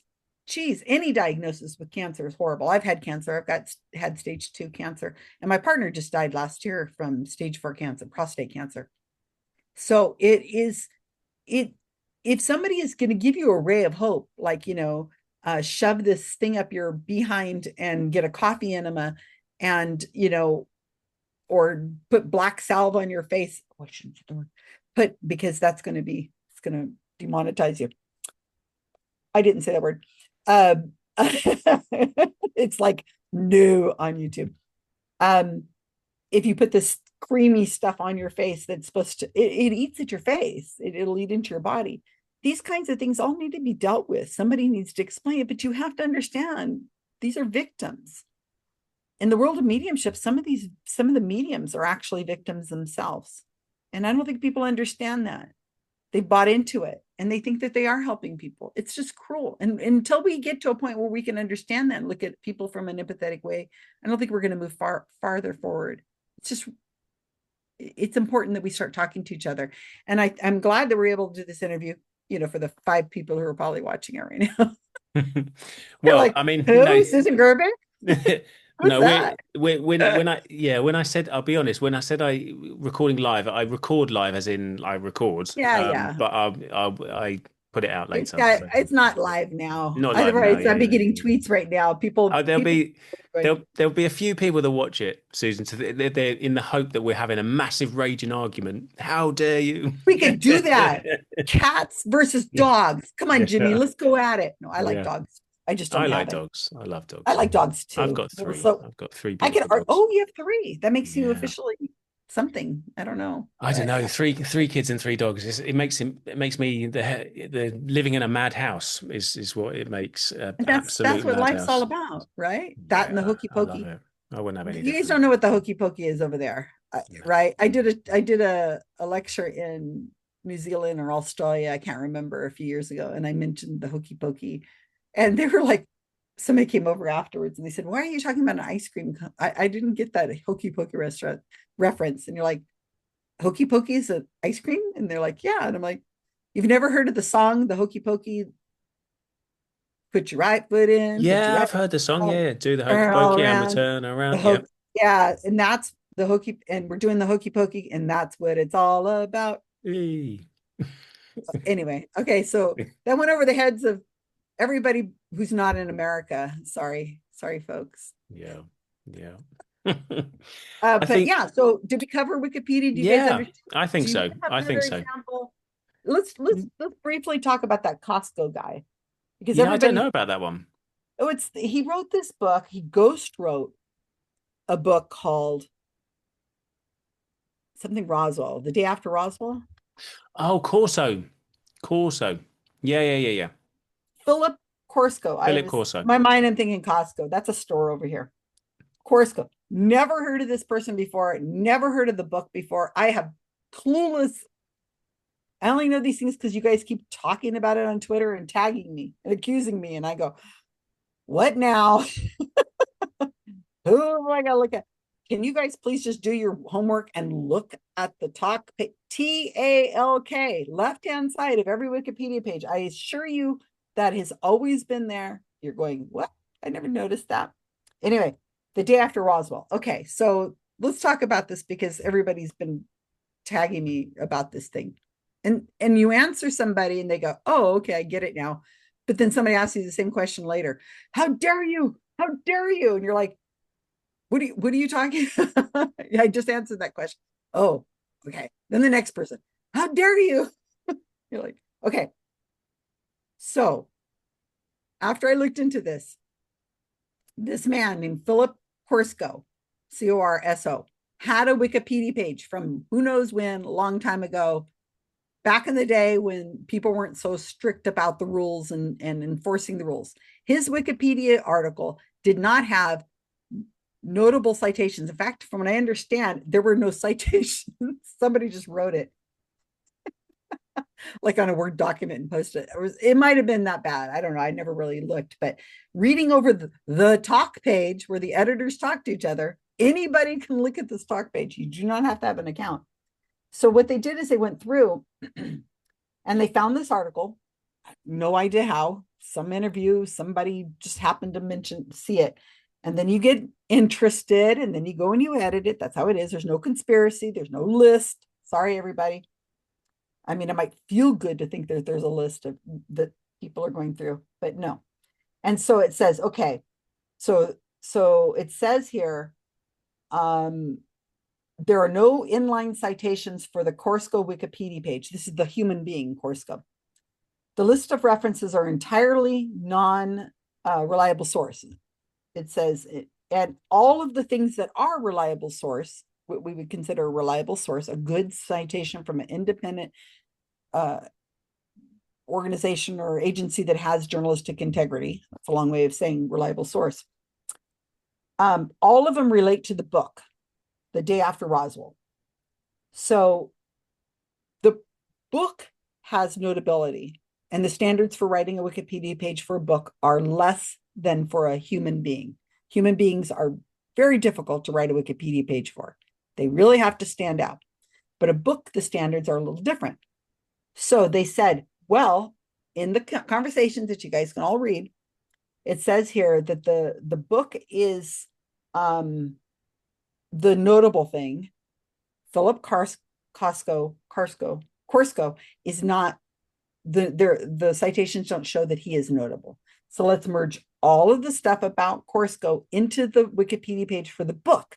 So it's all in one place. So everybody can read about who Corso is and the book at the same time. We're merging it so that it's concise and viewers can read it and they can say, oh, okay, now I know more about Philip Corso. So that was what was done, and that's what the discussion is about.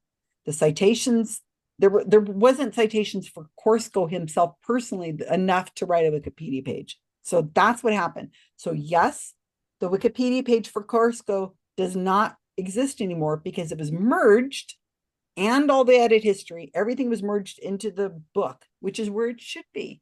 Because this Corso person and the book are the one and the same, I guess is the way they're trying to say it. It's not like, I mean, if you read the Wikipedia page for the book, it has, it does talk about who this guy is, but it also goes through all the citations saying that this was a book that was ghost written. Corso didn't even write it.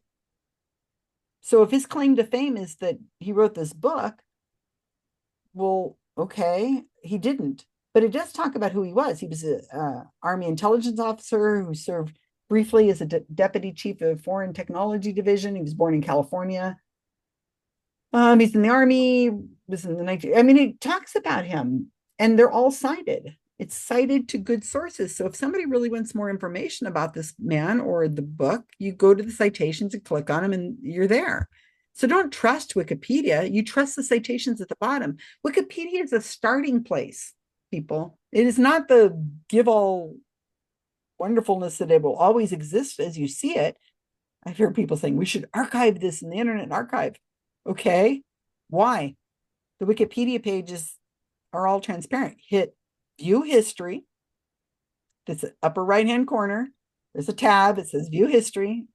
And in there, it has every edit that's ever made at the second that is made it. And you can click on these links and it'll tell you what the old history was for the page. It's all there. It's not, I mean, if you want to archive in the Internet Archive, knock yourself out. But it's all archived. Everything's there.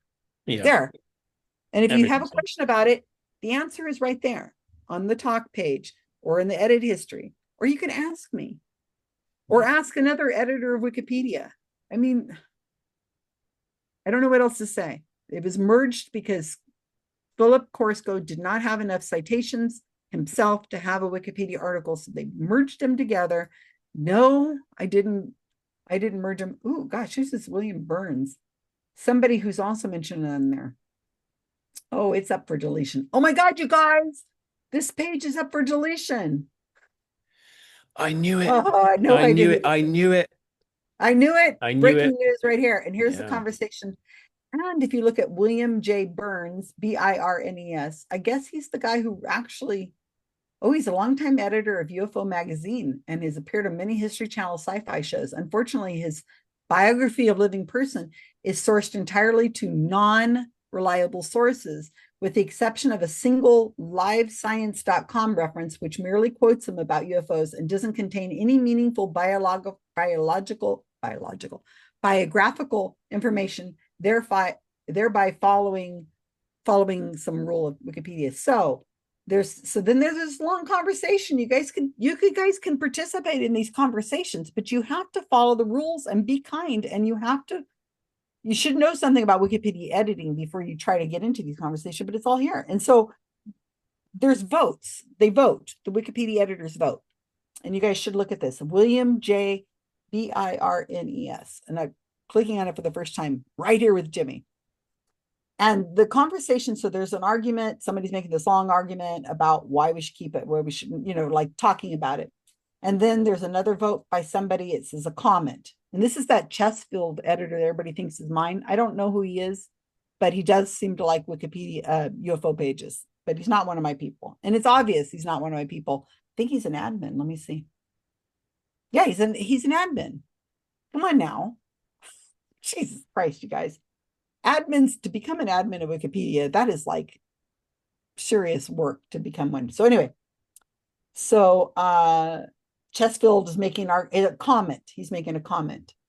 And then a little bit down here, there's more people commenting, more people talking about having a conversation with each other.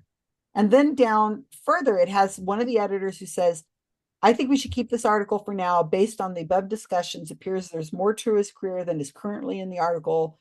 Da, da, da, da. And then somebody else says, I think we should also keep it because this other Star Trek cookbook, he wrote the Star Trek cookbook? No, I didn't know that. Oh, yes. It says that passes as author. Neelix is the character played. Okay, so I'm, like I said, I'm learning about this for the first time. So they also think it should be kept.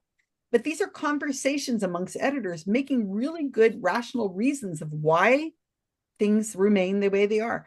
Oftentimes, and this is what happened with Malmgren, thank you, is an editor will bring it to being deleted as a way of getting people to come to the page to like get focused on it and work on it, repair it. So that's a common tactic that Wikipedia editors use. They'll bring stuff up for like you're trying to get this page rewritten and you don't want to do all the work yourself. You put it up for deletion if you think that there's an argument to be made that it could be deleted. And then in mass, people come in and they go, oh no, we got to keep it for these reasons. Here, look, I found this thing. And it's like a group effort and it gets rewritten. They even put nice photos up of this guy. I mean, to me, I'm a photographer by trade. So photos are a big deal for me.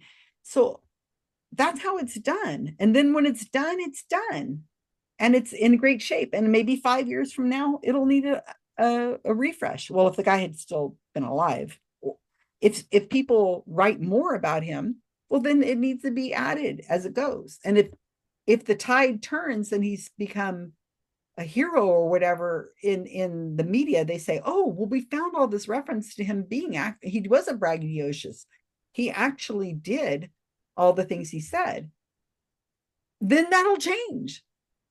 But we can't use primary sources. And this is another thing the UFO Twitter doesn't seem to understand. Wikipedia editors use secondary sources. We can't use primary sources. We don't do original research. So I can't make that decision. And as an example, to get off on another tangent, if we're talking about a study, like a journal or that's looking at data, right? The scientists come out with this data, this experiment, and this information. Let's say it's on vaccines or it's on climate change or whatever, or worms, earthworms, I don't know. And they come out with this study. That's great. They've done a journal article. Other scientists are all excited about it. People who also specialize in worms, they're talking about it. Wow, wow, wow. Wikipedia cannot use that journal article on worms or data because it's a primary source. I, as an editor, have not got the skills. I do not have the skills to know one data set from another when it comes to earthworms or climate change or vaccines. That is not an editor's job. An editor's job is to take the notable sources from the secondary sources. So when somebody comes in and writes an article or something about that earthworm study, and they say, I'm an earthworm specialist too. In other words, they got to be in that field. And they'd say, and looking at this study, here's what the results were. And, they could say, I back this results, or I don't back this results for these reasons, or they didn't look into this thing, or they asked the survey question wrong, or maybe they did a really good job, and they sum it up. And then they publish their analysis. Now it's secondary. And then we can use that. So then what will happen is we'll go to the Wikipedia page and we'll say, according to, and we'll say, so we'll attribute it to whoever, according to, and it's whatever that expert is, they say that this article, blah, blah, blah, blah, blah, didn't have enough controls. They didn't look at enough earthworms, or they didn't have enough whatever. And that goes into the Wikipedia article. That's how editors work. So it's not my opinion. I can't go and evaluate the journal and say, Susan Gerbic says there's more earthworms in the UK than there are in the United States. I don't have, nobody cares about my opinion. I can't analyze that data.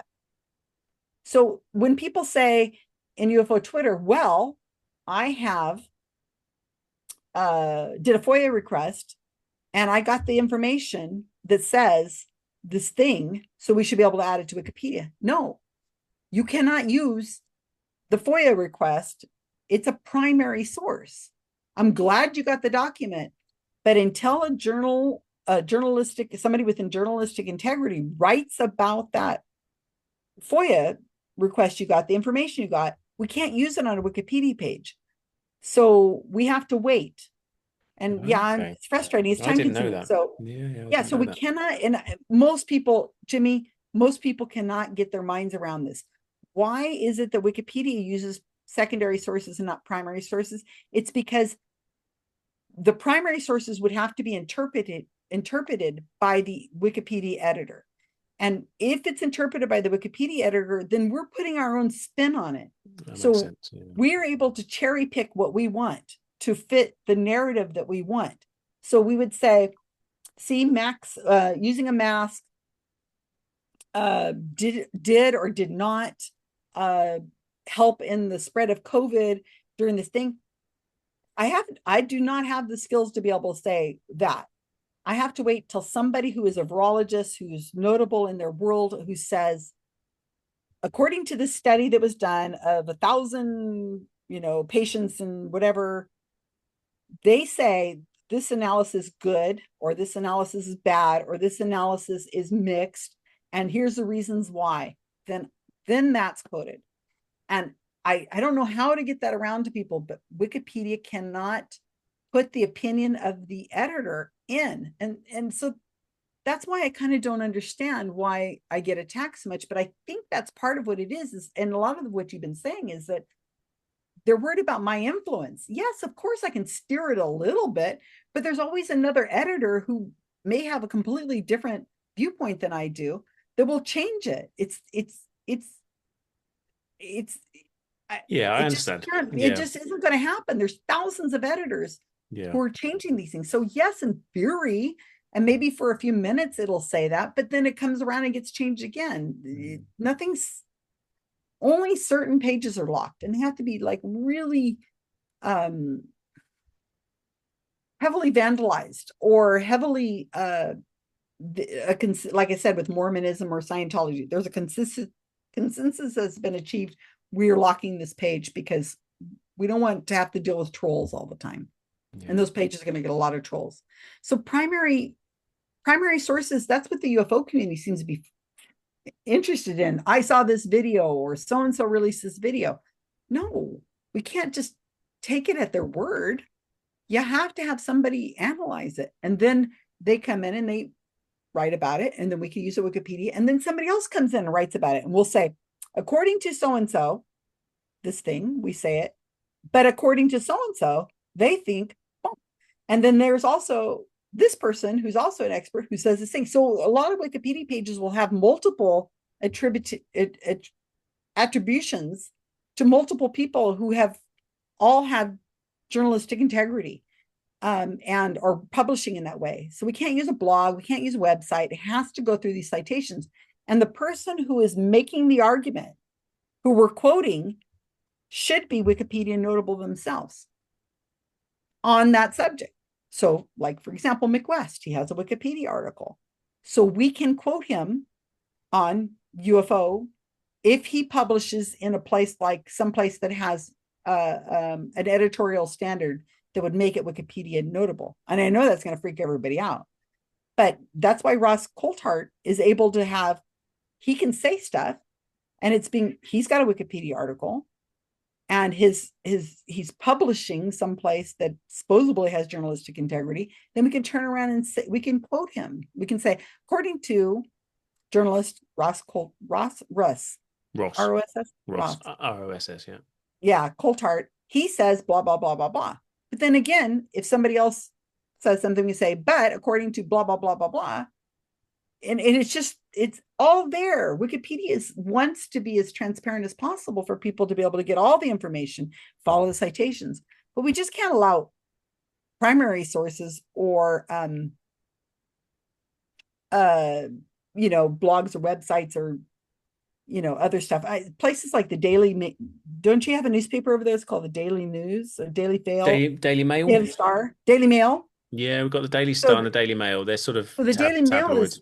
is no longer reliable source. We can't use that on Wikipedia. We had to remove everything that had to do with the Daily Mail from Wikipedia because it does not have journalistic integrity. And as you know why, we can't use National Enquirer. Those are tabloids. They can say just anything. So the standards change on articles over time. Like, for example, Rolling Stone magazine, that normally would have journalistic integrity because they have oversight and stuff. But there was a while back, a few years ago, somebody made an article and they said that they were, I don't know if you remember this or not, but they said that they were interviewing a woman who had been abused by something. And it turns out they found out later that it was all made up. She didn't interview anybody, but the reporter said, I interviewed this woman. And it turns out that woman never existed. When that happened and it came out that this woman did not actually interview a real human being that she said she'd interviewed, Rolling Stones has a responsibility to retract it and to make, to come out and say, hey, this got past us somehow. Because what happens with Rolling Stones for a while, the magazine, is they were like on a list to say this does not have journalistic integrity because they allowed this journalist to get through with this fabricated story. Same with News Nation, One Network, and so on. Now, I don't know if you've ever been in the New York Times. I've been a few times, and there's a whole story. There's a whole article about me. So I've had to go through this system, so I know what it's like. And my partner, Mark Edward, we've been in many publications over the years. And when an organization has journalistic integrity, it's tight how they do it. I mean, how they look at what I say, they go back and they have to, like if I say I'm trying to think, if I say something in the article or they interview me, they have to check up on that. And so it takes time to get through this process. So it's not like a quick little thing to be interviewed for an article. There's checks. Yeah. And it has to go through this process. And anything I say has to be attributed to me, because then it's my fault if it's wrong, necessarily, if it's something they can't check. Yeah. So it's I understand what you're saying. It's complicated. It is complicated and it makes sense. And I think the concept of it is good. It's good and it's positive and it's smart and it's probably the best way of having it. And you've explained it, and I didn't know that. I didn't know about the first, the first source, or I didn't know about that. So that's good to know, and that makes a lot of sense.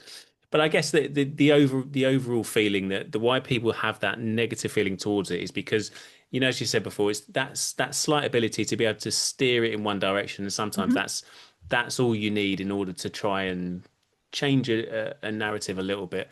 But there's an easy way around that, and that's to be engaged in editing yourself from the other side and to follow the process. So 100%. Yeah. Absolutely. We need people to be editing. And there's no reason why anybody who wants to follow the rules and wants to learn how to edit, you don't have to go through a training process like mine. You can learn how to edit. You can edit, but you have to follow the rules, and you have to lose this conspiratorial viewpoint that we see on these pages. These talk pages, oh my gosh, sometimes they come in from Reddit or UFO Twitter, and they're just unhinged. How dare you? You guys are just like they use like words from old Germany, World War II, just not very nice words about these editors. Oh my gosh, editors are not paid. That's another thing. We're not paid. So, and admins, oh my gosh, I can't even imagine what they do. These people have a new world of yeah, they're engaged, aren't they? They should be getting flowers every day, because that is an incredible world. It's a volunteer position. Nobody's paid. And I have another example, since I'd like to clear the air on stuff and the 10 people who are watching it at this point. Let's go back to Luz Elizondo. You know that guy, right? Yeah. Yeah. So I wrote the Wikipedia article. I got interested. He was all of a sudden in the news. So here's the story behind this. He had a Wikipedia article and it was deleted because he was not notable. There was not enough reliable sources. So it was deleted. And I got this idea. People were suggesting to me, this guy is really getting big in the news. You should probably look into it. And I said, oh, I got some time. I'll write the Wikipedia articles. You can see I have no life. I'm sitting here talking. And as we get closer to lunchtime. And so I start writing and I'm like, oh, this is fascinating. I pull up all these citations that I find on him and I start writing the article, going through the citations, boom, boom, boom, boom, boom. And you guys can watch me live edit. I have lots of videos on my About Time YouTube channel where I live edit. And I also live edit onto Facebook when I'm just filling it and I'm like feeling like I want to socialize with somebody. Like 2 people watch, right? But you can see I'm trying to be as transparent as I can be. You can see my screen. I'm saying I'm going to put this on here because of this reason. So I'm live editing for people so you can see. Boring as hell. It's like watching somebody paint, I guess. But whatever. Those 2 people who watch enjoy it. But so anyway, so I go through and I write the Wikipedia article. I make it live. It's almost immediately deleted because a few weeks before it had been deleted for notability standards. And I didn't realize that. I hadn't thought about it. I hadn't gone to look to see if he had a previous Wikipedia page. So the page is deleted because it had just been deleted. Like just been. The argument had been discussed. And I'm like, what are you guys doing? So I have to go in and I have to have this conversation. And I'm like, look at these citations. And then the conversation happens. It's all there, public. You guys can watch it, read it if you want. Is like, look at these new citations. Because Elizondo just kind of boom, was in the media barely. And then all of a sudden, he's everywhere, right? Yeah. So the citations came fast and furious that were brand new, fresh citations. That's what I found. So the page was kept. And people just kind of jumped on it as Elizondo became more and more famous and more in the news. And they started editing it. And it's pretty much not what I wrote now. I mean, it's very different. But one of the things I had done is I found this citation because I'm a social historian by degree. As I said, I'm very interested in the social aspects, why people are, the psychology of it, who they are, where they came from, how old they are. That's interesting to me. So I had used this citation of a newspaper. He had given an interview to Pensacola News. That's considered a reliable source. It's a newspaper. And he had said whatever he said about where he was born. And the newspaper wrote that he's from Pensacola, Florida. And they wrote that. And that's what's in the newspaper article. So Susan Gerbic, just writing a Wikipedia page, goes in and says he's born in Pensacola, because that's what the newspaper article says. Okay. And I got so much hate, just floods, because Elizondo's like, I was born from Texas. I'm from Texas. And I moved to Pensacola when I was a child, like 5 years old. And I was raised in Pensacola. But I'm from Texas. And Wikipedia, Twitter went tagging me and how dare you, evil, on and on and on and on. That's kind of when I started going to Wikipedia, to Twitter. That's when I started getting interested. Just the flood. And that's fascinating to me. Why are you attacking me for where he's born? They're like, he's saying, because Elizondo, you'd read his tweets, I was born in Texas. And I'm like, okay. The citation I'm looking at says Florida. That's wrong. That's wrong. I'm like, okay, well, what do you want me to do? Do I believe you or do I believe the newspaper article? And people are like, you have to believe him. What do you have to? You're gonna have him upload his birth certificate, all these things. Yeah. It's like I can't take his birth certificate. What do you think? That's a primary source. I can't take his birth certificate. That's not a citation. And where would he give that? Where would he upload the birth certificate to? Then if he uploads it to Wikimedia Commons, which is where all photos have to be uploaded, then it's a public record. Does he really want his birth certificate on public? If you redact, how do I know that it's his real birth certificate, not been altered? In other words, I don't care where he's born, but the rules of Wikipedia are I can't do original research. I can't go and look at his birth certificate. I can't go get it. That's original research, and that's primary source. I can't take his word for it because there's too many trolls and too much vitriol. If he had approached me nicely and written me an email and said, look, hey, by the way, or PM'd me or DM'd me, this is incorrect. Can you correct that? I would have taken care of it, but I got vitriol. So here's how it's dealt with. What I did, and other people, because people are going in and they keep changing it on Wikipedia. They keep changing it to Texas. I mean, this sounds really silly, right? It is, but this sums everything that's going on with this Wikipedia world and this what's going on. They kept changing it to Texas because Lou said so, and Wikipedia editors are like, no, the citation says Florida, and they're like, no, it's Texas. How dare you, you evil Wikipedia editors. And they kept changing it. So the page got locked and lots of things. And then more editors come to the Wikipedia page for Luz Elizondo because it's like a shark frenzy, right? Everybody's here. They're like, oh, well, let's change this. And so they start changing the Wikipedia page for Luz Elizondo, which is why it no longer looks like what I wrote. And finally, like a year later, Luz Elizondo goes back. Wait, sorry. So what we finally changed it to was he's an American. We took out the state. We took out Texas. We took out Florida. We just put he's an American. Yeah. I mean that's it was like that for a long time. He's just an American. And of course, that didn't stop the people yelling at me. And finally, I think it was Lou. I'm not sure, but I think it was Lou. Went back to the journalist who interviewed him year or 2 or 3 years before and said, "Can you correct it?" And I made a screenshot of this. I have a video on this on my About Time YouTube channel, which has got like 15 subscribers. But there's a video on this, and it shows the screenshots before and after. And it shows the Wikipedia page before and after where I changed it. And he went back to the journalist and said, you got my birthplace wrong. Because my birthplace is wrong, my Wikipedia page is wrong. And they changed it. And now the news article is correct. And somebody tagged me on Twitter. It was that Matt dude. And he tags me like, how dare you? Here's finally, you got to change. I mean, just very mean, very ugly words. Instead of saying, hey, Susan, the newspaper article's changed. Could you update this? Instead of saying it like that, he's like, you evil guerrilla skeptics, blah, blah, blah, blah, blah. And I just went over, I said, okay, hold on, let me read it. Calm down. So I went over and I read the newspaper article, and it says he's born in Texas, moved to Pensacola as a child. So I said, okay, calm down, everybody. I went over to Wikipedia and I said, Texas, moved to Pensacola, cited the source correctly. And then I went into the talk page, and every time you make an edit, you have to give a reason.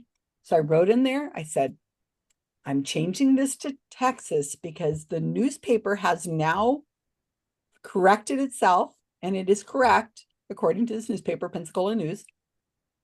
And then I went to the talk page and I said, hey, everybody, just letting you know, the newspaper has now been corrected so we can have the correct birthday place according to Luz Elizondo's this article. So back off, everybody. And you know what? Nothing happened. It was fine. But I didn't get a thank you. I didn't get anything like that. The vitriol just continued because they moved to the next thing. They're like, oh, well, this is another one. So we're going to attack her for this. I don't know who these people are. Guys, look, I don't know who they are. Ask me. Sorry. Yeah. It's not that. I've written a lot of Wikipedia pages, like I said, over 70, 80 or something like that. But, in UFO world, very, very, not that many. Not that many. I think maybe 6 or 5. It does show a bit of a. That could be improved, couldn't it? If you as an individual know that that's not true, and I completely understand that you have to have that process, and that's the checks and balances. I get that, but I suppose that's probably a genuine frustration in that somebody's like, I was born in Texas. I know where I was born. Absolutely. I've got the and there's a system to fixing that, but he just completely ignored the system. There is a way of doing that, and I talk about that in the video. Yeah. And it happens to people It's a all the time who difficult have system, though, Wikipedia isn't it? pages.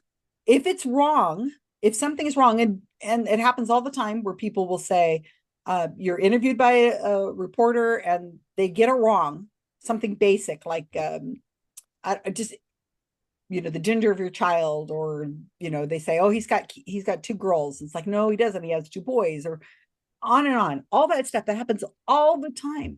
But the way you do it is you're professional and respectful, number one. If he knows who I am, he knows I've been public, I wrote the thing. You just DM me and say, hey, by the way, this is incorrect. I'd go, okay. I would change it to America. That's what I would do. Instead of Texas, I'd take both out. And then I'd say, can you do an interview, or can you the next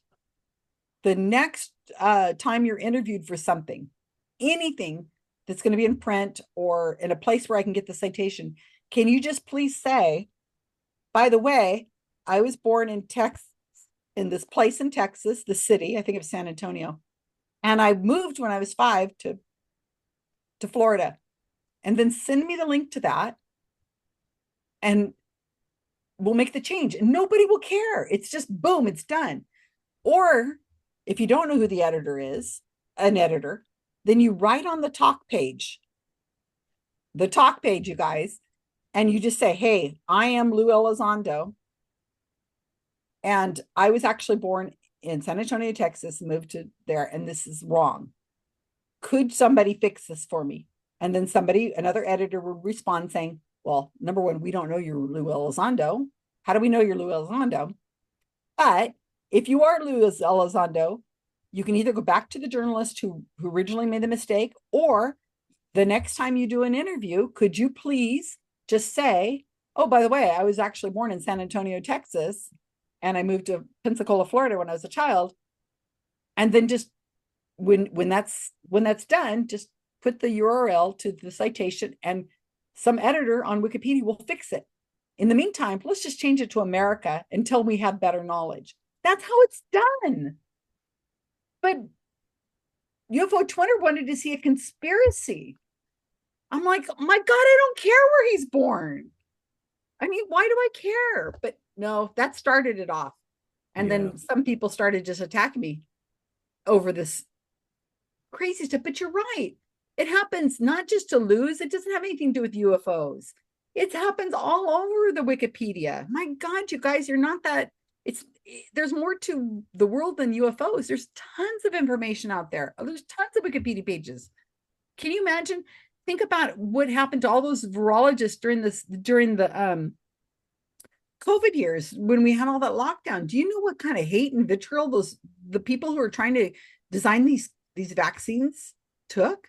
Do you have any concept of how I mean, they're in fear of their lives and for their children and for their moms and dads.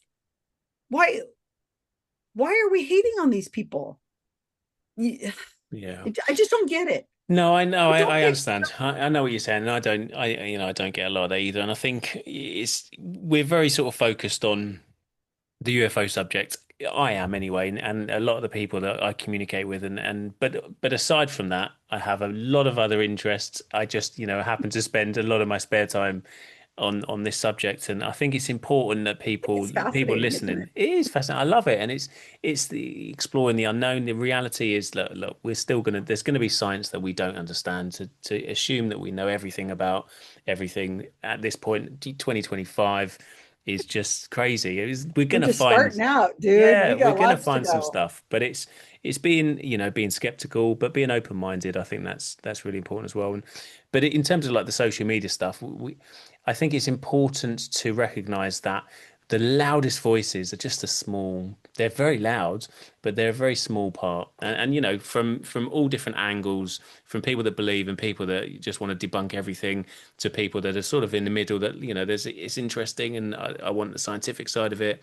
Whatever it is, there's a few voices within those different groups that are really, really loud and perhaps aggressive, or, you get the verbal abuse from people, or just obsessive. And they're the ones that we hear and that we see, and they're the ones that are sort of the algorithm projects because they are, that's the algorithm designed to just get the most sensational voices out there.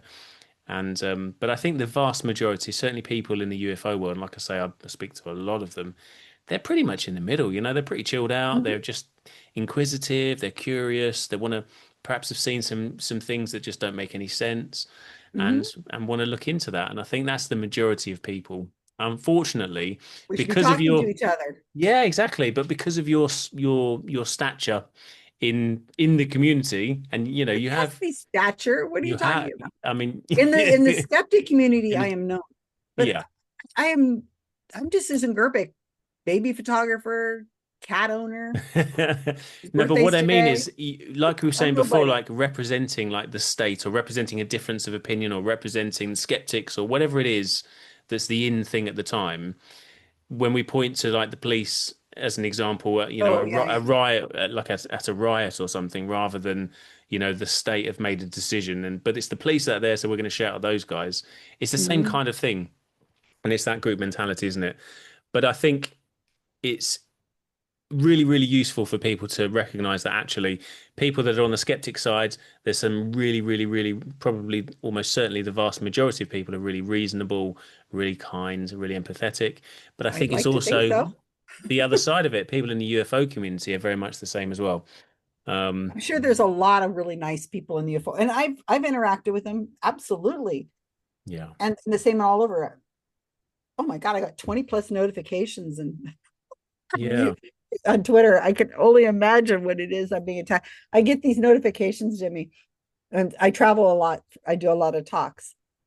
I'm at the airport and it's like, what the heck have I done now? And you look at it and it's just like, who have I harmed today? And you're like, these are my team. I'm telling you, you guys, and you just have to kind of trust me on this. I mean, you could go back and you could try to figure it out. If you really wanted to, you could figure out um, these people who are writing on UFO topics and stuff like that. You could figure that out, that they're not part of my team. I mean, God, these are administrators. Or if I had a secret way of contacting them, like we're all in the same team, I wouldn't be having public conversations with them on Wikipedia. And you see me having conversations with these other editors, like Lucky Louie and all these people. I'll be like, so Lucky Louie, what have you been accused of this time? And he's like, oh, well, I'm this and that. And you're like, we're talking to each other. Would we have public discussions on Wikipedia when I know damn well that people are reading it because they're quoting it and putting it up? I think a lot of these people don't have a sense of humor, to be honest with you. They don't understand sarcasm. Yeah. Uh, uh, and would I have a conversation with these people publicly?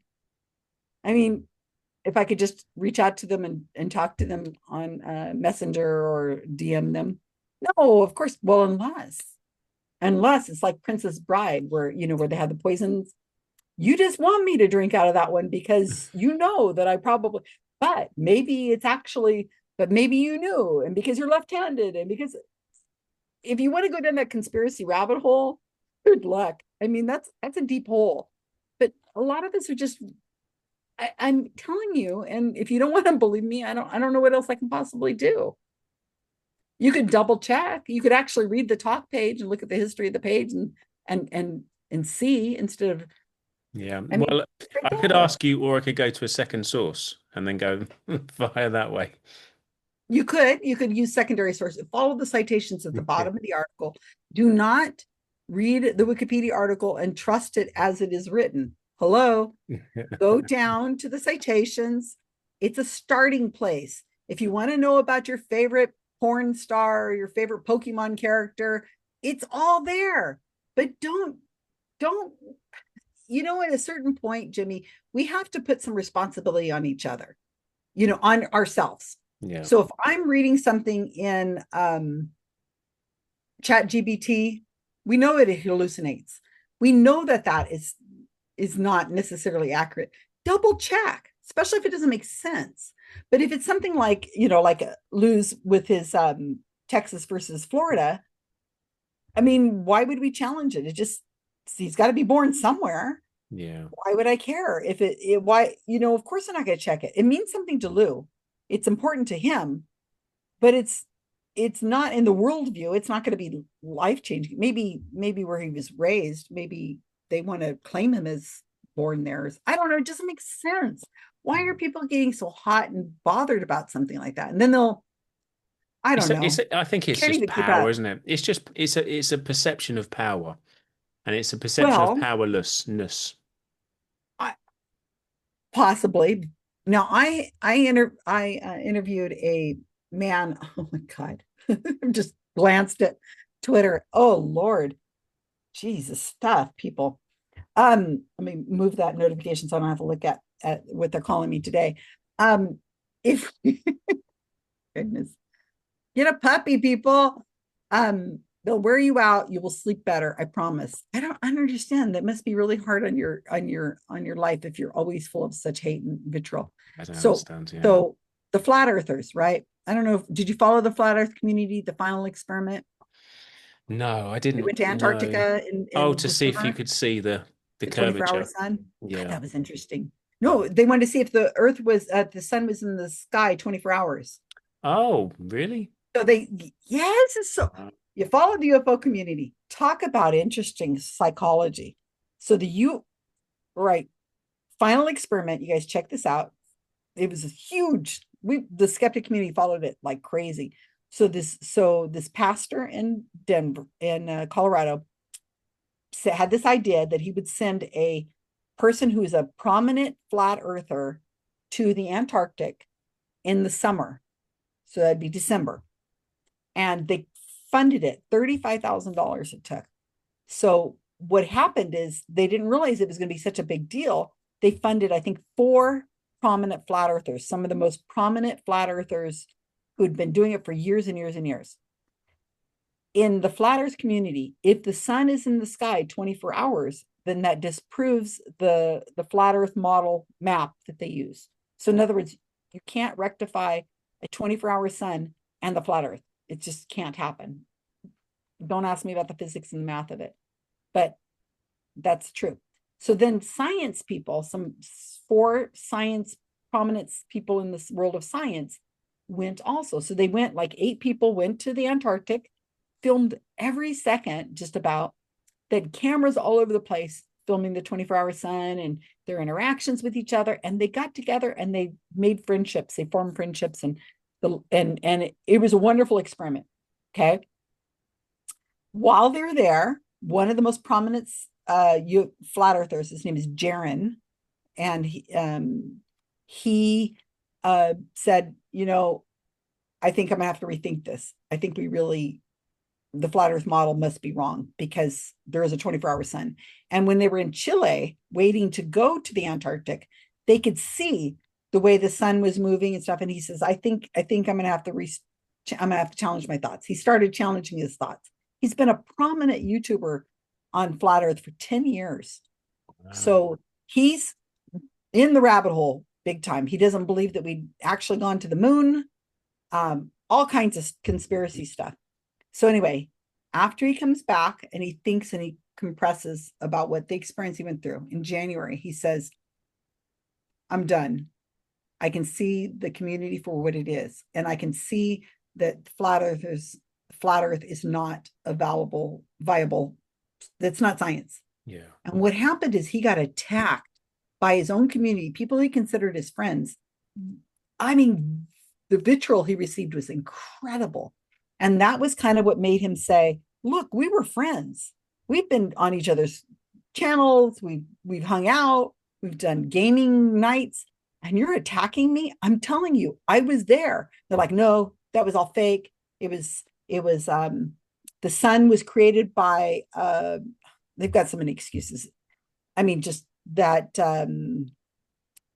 it was a stage. They recreated it. There wasn't really the sun. Everything was fake. I mean, it was just on and on and on and on. I mean, you and I are listening to this going, you got to be kidding. But no, these people believe it so their whole life is invested in this flat earth model, and their money's invested in it because this is their channels. This is how they're making their income, right? And they can't change face because new evidence has come up and said, no, of course not. The earth is a sphere. You do believe that, right, Jimmy? Do you? Yes, I do. Okay, just checking. Teasing you. So the earth is a sphere. So anyway, so the guy, we had I put on a little small conferences, very small, 20 people, 50 people. all over the United States and around the world. And I helped with a conference in Los Angeles in March. And we invited Jaron. We invited him. Somebody we knew him. And we invited him to come and talk.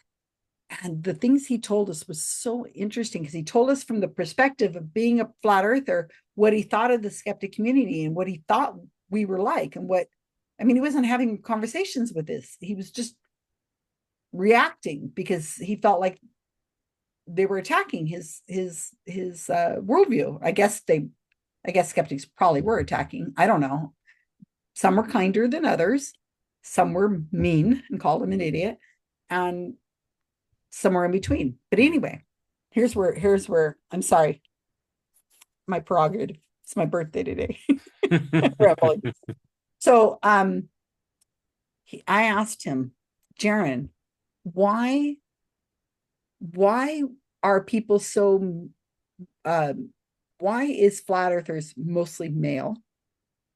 There's almost no women in this. And he answered me, and there's a video on my About Time channel of this, and you can hear him answering this.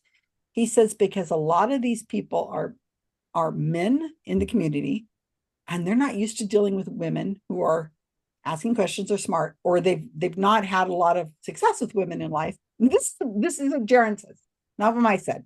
They haven't had a lot of success with women in life. So when a woman comes into their space, they want to attack her because they want to tell her off and so on. So what happens is the woman's voices start shutting up because the men are overpowering it and they go to ad hominems and on and on and on. Now, I'm not saying women don't do this, but if you've got a small voice of women and you got this large voice of these people who are trolls from behind anonymous accounts who have no Twitter's not going to shut them down or anything, right?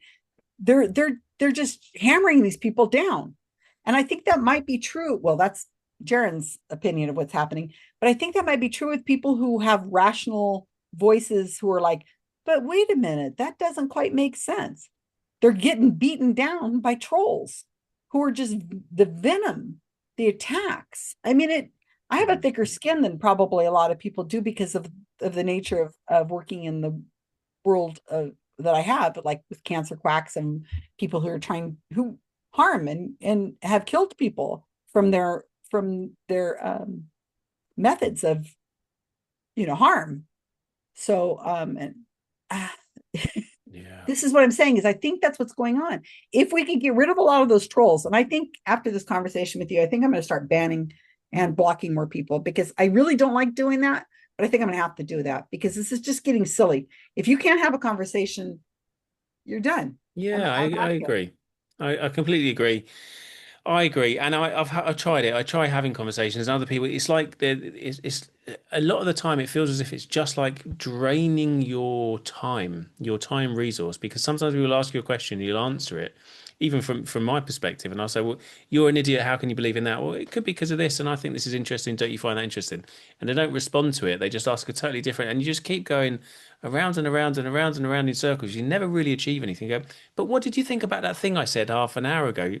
At one point, you just got to go, look, I don't think that we're going to come to an agreement. Let's just move on, Let's just move on. That's exactly where I'm at. Yeah. It's like, come on, I have only so much time. Yeah. Even though I'm enjoying my conversation with you, but there's only so much on here. Oh my gosh, look at this. And there's been more notifications. And Is this because people know that you're going to speak to a UFO? No, they have no idea brain? I'm talking to you right I do now. not know. I think because we Unless said you told earlier on. somebody. No, I've not told them, but I think we said earlier on, and I said on Twitter or X, why don't you My come on? DMs are Or open. yeah, DMs are open, and I think a few people have seen that, and obviously, hope there's some people that are hoping that I'm just shouting at you, and Shout at me, Jimmy. Go ahead. just You for can the shout at me. just for the thumbnail. I'm seeing stuff. What do you got against Matt Ford? It's like, give me a break. How much time do you have? Written by somebody whose name is UFO Intros, INTROS. Who are you? Who is that person? And then, Yeah. they're just on and on. Here's somebody, she's the worst. And then bought the money. Where are you getting the money? And I'm not a fan. And oh, it's just like, come on, you guys. You can't talk to a human being. What if Yeah, exactly. You can I just get have a a puppy? conversation. You can just have a conversation with a human being. When this video comes out, what do you think people are going to say? That I'm probably what they're going to say is that I'm a sellout by simply talking to you, and that I wasn't hard enough on you, and I didn't ask those questions that they they wanted me to ask, and Yeah. it should have been somebody else. It should have been some other UFO podcaster that would have been harder on you. But I think the reality is, look, we probably disagree on some of the UFO stuff, no doubt. I have a better understanding of how Wikipedia works thanks to talking to you. I think we both have a good understanding of how Twitter trolls work, and that, they're on all sides. They're all over the place, but they're a very loud, amplified, but probably a much smaller group of people. But it's still, it's still impactful. But I think a lot of people think that people that are on the sort of UFO believer side, if we call it that, are just in a cult, in a sort of religious cult. And the reality is, there's just something weird that I'd like to try and figure out. And it's, I don't believe everything. There's a lot of charlatans out there, and it's a bit of fun. It's a bit of fun trying to explore, and it's the mystery, and it's like being. It reminds me of like the Goonies. Do you ever watch the Goonies from back in the Ooh, day? The Goonies. Goonies. Was Yeah. that the little gremlins? No, no, no. The Goonies was the kids that went on like a treasure hunt, and there was like a kid that had Oh, they gadgets were. and a It brave wasn't a one. cartoon, was it? It was a No, no, no. It was like a nostalgic film from I want to say the 80s or early 90s, probably 1985 by Richard Donner. 85. Yeah, I looked on Wikipedia. You know you can't there trust you this. go. If anybody could edit But that's Wikipedia. it. So it's that sense of Oh, there excitement, they are. and Yeah. you don't really have that as you get older. You sort of lose that a bit. And I think having something that's really interesting and intriguing, and that there might be something there, and you can be involved in trying to discover it, is really exciting. I think you can take it too far when it's like, I know exactly what this is, and how dare you tell me that that's incorrect, or that I'm wrong, or that my perception of it's wrong. Right. And I And think I'm a that, woman, which makes it worse. yeah, and Only a that's woman. that's problematic. That's I really get that all the problematic. time. But I think And it's I'm old. important to amplify voices that are able to say, come on, let's just be sensible about this, and let's be inquisitive, and let's explore, but let's be respectful. And that's my I'm message, happy really. to make edits. I'm absolutely happy to work with reasonable people on Twitter to to not only explain, but to work on Wikipedia articles together. I'm happy to do that. Yeah. But you're going to have to be willing to put in some time and not be. I mean, you're going to have to say, okay, let's write this Wikipedia page for, let's say, a book on Wikipedia on UFOs. That's a good example. Yeah. Then you need to be able to commit hours to zooming with me and doing it publicly, and we could do it together. I have no problem doing it. In fact, that would be interesting. I would enjoy it, but it would be hours Yeah. of work, and we'd have to have it'd be watching paint dry in some parts where we go over, should this be a British spelling or an American spelling? Yeah. I mean, it would What's have to the be answer to British. that? It would You have know to what be the answer British, is? surely. The Queen's You know what English, the answer King's is? English. There is an answer. What is the answer, Jimmy? Second source, No. no. King's English. It's always got to Nope. be. Oh, oh. Hang The on a answer minute. is the book published in Britain, or is the author of the book British and they're using British spellings, or are they American using American spelling, is whatever. That's the answer. I see. So, wow. I see. But people debate that. They go over, like, if you're writing a Wikipedia page about a British person Yeah. and Americans writing it, whose language do you use? You use British Hmm. because the person's British. Yeah. But if it's a neutral subject like a disease or something like that, then it's whoever writes the article Hmm. decides, and Yeah. it's consistent throughout. That's something you didn't know. Huh? No, I'll be honest, and hands up here. The majority of my time is spent. I get lots of DMs from people with UFO footage and imagery, and sometimes I'm like, that's probably Starlink, and other times I'm like, wow, that's unusual, that's unique, or whatever. I find that quite interesting. But to spend Hmm? that amount of time that I spend on UFO videos and having conversations with people that have had science experience. If I spent that amount of time on editing Wikipedia, I think my brain would just be fried. But So you you've yourself got, said how important Wikipedia is. I I'm not know, but trying to that's the turn you problem. into an editor, but I'm No, trying no, to no, say you're right. it's You're all right. public. There's Yeah. no more important part than Wikipedia, and you need good gatekeepers who are going to make sure this stays right. But you have to be consistent, and you have to remember there's a lot of people looking over everybody's shoulder. There's no conspiracy. I'm sorry if you want to think there's a conspiracy. I have news for you. Volunteers running a volunteer organization is not what you think. It is difficult, time consuming. These people have lives. They are not, and they're also not interested in these topics. I've been working on dead archaeologists. I've written like 3 or 4 pages on people who are dead but have stubs, bad pages on Yeah. archaeology. But I publish this all over. I say, hey, I just finished this Wikipedia rewrite, or I live edited this page. Watch me edit for 4 hours. Nobody cares. Why aren't they watching? Why aren't they learning? Because it's easier to bitch. Can I say the word bitch in your Yeah, channel? you could. I mean, people have said much stronger words than that on the podcast before. I'm I I'm am. not I'm not a good cursor.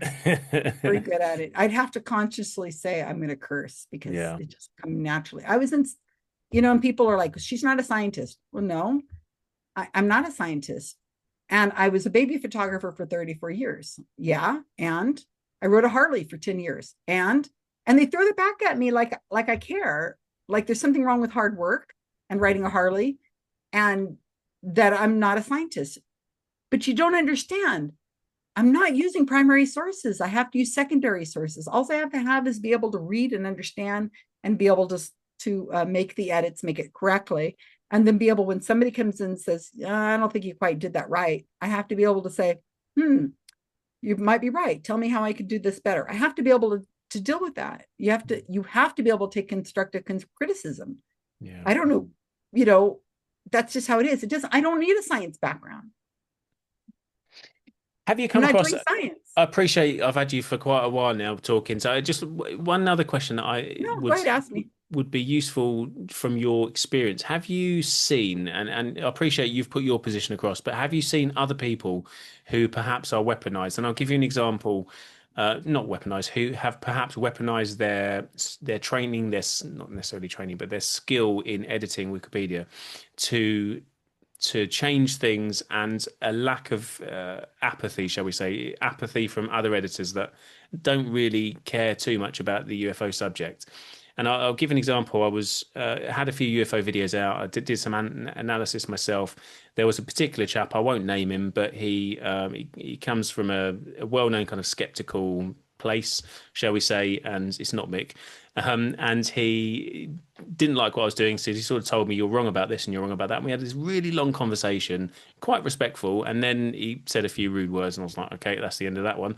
But then he started sort of contacting people, and he was like really energized in speaking to my past guests to say, I know you told Jimmy this, but you were wrong about that, and he was wrong about this, and like really, really energized to go behind the scenes and talk to people to try and change stuff. And it made me think, like, if they're people that are this energized and this kind of ready to go and like go to war against me, against my kind of opinion on a particular UFO thing, if they're people like that within the editing world, the Wikipedia editing world, and if there's what's the word I'm looking for here? If apathy is the word, if there's apathy amongst the other people who would keep them in sort of check and do the checks and balances, would they be able to, and have you seen people that have got a specific interest in debunking UFOs that have gone in and made a few edits and a few changes, and then nobody else has really sort of checked them and said, well, that's why have you done that? What's the purpose for that? And therefore they sort of just got away with changing that narrative somewhat. And although they found that the sources for it, it's all correct and it's all above board, it's managed to change that perception a little bit. As you were saying before, you can kind of nudge it along and change the sort of first few sentences or paragraphs that change this person, make them a bit less credible. Have you seen people doing that, or not at all? People don't do that, and it's all, you know. Well, it's a great question. I hope that's tough enough for your audience. Thinks you asking me Yeah. a tough question. So if that is happening, I wouldn't be aware of it because that wouldn't be happening. Because if somebody tried to do that, it would be immediately changed because we'd be having a conversation about it and other editors would be having a conversation about it. Like I said, my team ain't too interested in UFOs. That's just not their thing. They work on other stuff, science or cryptozoology or something. I don't know, something else, movies, books, whatever. So it wouldn't be from my team, but I'm trying to really seriously give it thought. Let me see. Because there was that guy you mentioned earlier, wasn't there? And I know that I think Matt Ford had mentioned him. Chest, what his name is? That guy? Yeah, I think that's the one. Yeah, he was like, He's an admin, like I said. So yeah, he's had to power. pass. Well, no, admins have power, but there's lots of admins and Okay. they're held accountable by editors. I mean, it's not exactly seniority or, as I said, it's not a vote. It's not like I've argued with admins before. In fact, I'm going on a Wikipedia page about facilitated communication, which is another, it's a pseudoscience. I'm having long conversations with editors that are admins and senior editors, and we're going back and forth, really discussing the rules and what can be used and what can't be used, and so we're having a long discussion, and the page is just sitting there stagnant because nobody can change it because we're trying to really come to some kind of consensus. So Chet, whatever his name is. Yeah, Chatford. He's not what he came to my attention because of that Harald guy. Yeah. I didn't know who he was before, but he is coming in. I notice him a lot more because he is in the UFO world and I keep getting tagged even on Wikipedia. People are tagging me or they're on my watch list. There's a little star in the upper right-hand corner of all Wikipedia pages. It's a little star. If you click it, then it goes onto your watch list if you have an account on Wikipedia. And if you click that little star, then every time you are on Wikipedia, you have a list of all changes. And that's how things happen fast because we have watch lists and you put things that interest you on a watch list. So I see he's around a lot and I've actually talked to him on Wikipedia a few times. We've talked a little bit. Again, if he was on my team, I wouldn't need to talk to him on Wikipedia where it would be public and everybody could read it. So Chet, I probably should look at his real name. Chet something. Chatford. Chetford. Chetsford. Chettsford. He's been around, I think, a long time, and you can see this. He's been around since I think 2017. I think it says. I'm looking at his Wikipedia page, his Wikipedia user page, which is public. People, anybody could look at it. You don't have to have an account. Yeah, I think he's been around since 2017, or maybe longer than that. Anyway, the point is, I don't know who he is, but he sure does seem to be interested in UFOs. Yeah. Once you start getting interested in a topic, like let's say you write a page about, like I've written a page about Bigfoot or whatever. Once you start getting into it, because you're spending hours and hours writing this thing, you start getting very interested and you're reading and then you say, oh, let me check on that person who's also involved in that world of Bigfoot. And you go to their Wikipedia page and you say, oh, that's not right. That's a mess. Or let me add a photo or let me do this. So you start working on their Wikipedia page. And then you go, but they wrote this book. Let me click on the link to that book. Oh, the book. Oh, this is a mess. So you find yourself in all these rabbit holes all over. So because you've already invested so much time reading so much, like I've read tons about Elizondo, it naturally seems that you're going to go to another page that's similar, that has, because you've already got all this backstory. It's kind of like falling in a rabbit hole. So I could see why Chetsford would be interested in the UFO topic, because like I said, once you start getting interested in the topic, the next page seems like, oh, I'll get to that later. I stumbled across that also. And so they're going to do it. So it looks like he's just taken that on. I don't, like I said, I didn't know him before this, but I wouldn't be shocked if he hadn't done that with different themes. Like it might have been racehorses or something before this, or it might have been, I I don't know, a university he went to, or it might have been, I don't know. And you just start diving into it. And yeah, it's what you're familiar with. So you start doing it. So I am not shocked that Chetsworth is going to a lot of UFO pages. And there's several other people. I see their same names over and over. Yeah. And you'll see me once in a while. S. Gerbic. I use my real name. And he's probably going through a lot of them. And I don't know who he's going to do next, because like I said, I don't really follow the world too closely. I've mostly written articles on I did the UFO Watchtower, which is a place in Colorado, I think. Somebody built a tower that had a nice viewing platform. I rewrote that Wikipedia page. That was quite interesting. I've written some different ones on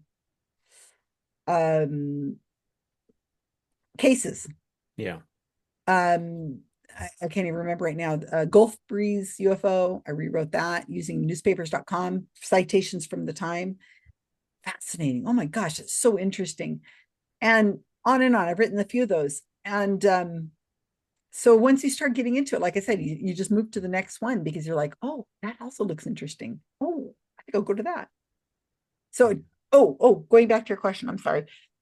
Have I found anybody who's used their skills or their agenda to push in the UFO community? I don't think so. And if I did, like I said, if it is happening, I wouldn't know about it, because it would already be, other people would be there. I have seen some Wikipedia editors, senior Wikipedia editors, some of them administrators, that are very mean and curt, and they call it biting the newbie. Don't bite the newbie, because people join up and they try to make their first edits, and then you snap at them. You're like, and you throw a policy at them. I think it's very rude, but lots of editors have done that. And it turns a lot of people off against Wikipedia editing, because it doesn't explain what it is you did wrong. And we always say, assume good faith that the person is actually just innocently trying to make them the edit, and they don't really know what they're doing. So just assume good faith first. It's a policy. It's a one of the pillars of Wikipedia. And but some editors haven't done that. They've just been like, what's wrong with you? Revert your edit. That's just, so I've seen that. It's calmed down a lot in the last maybe 5 years, because we've really been trying to focus on that. Take a chill pill, walk away.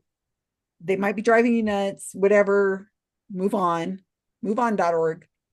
But I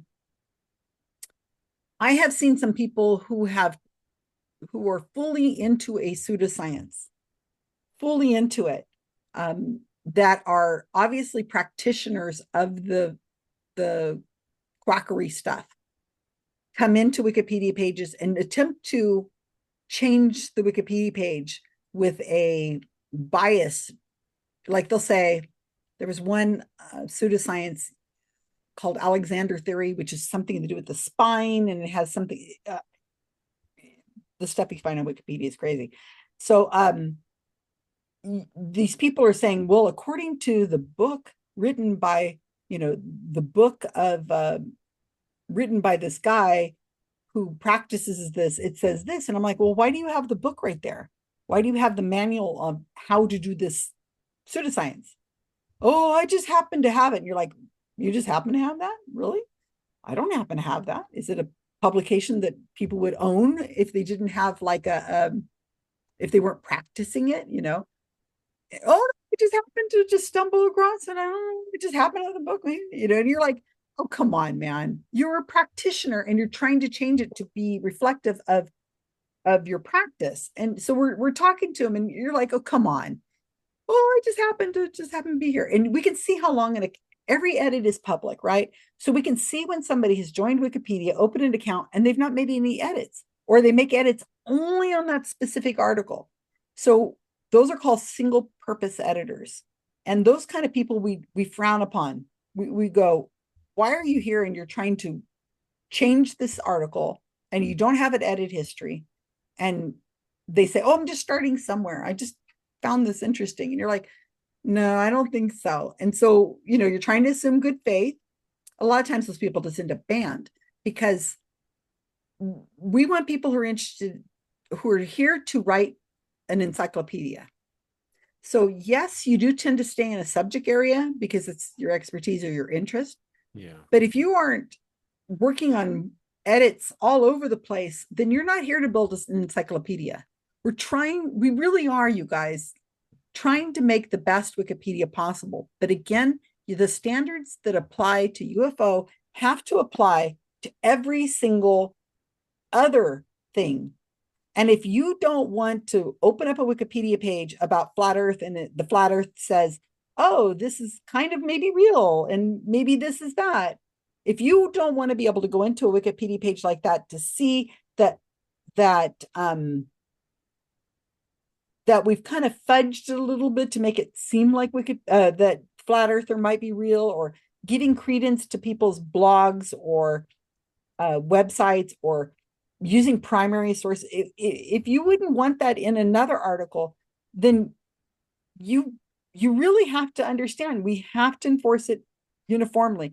And if there is really bad, something going on, please tell me. Please write to me. I'm all over the place, and say, specifically, here's the link. This is going on, and can you explain to me why this is happening? And I found that in different places, and I've gone and taken it off. There was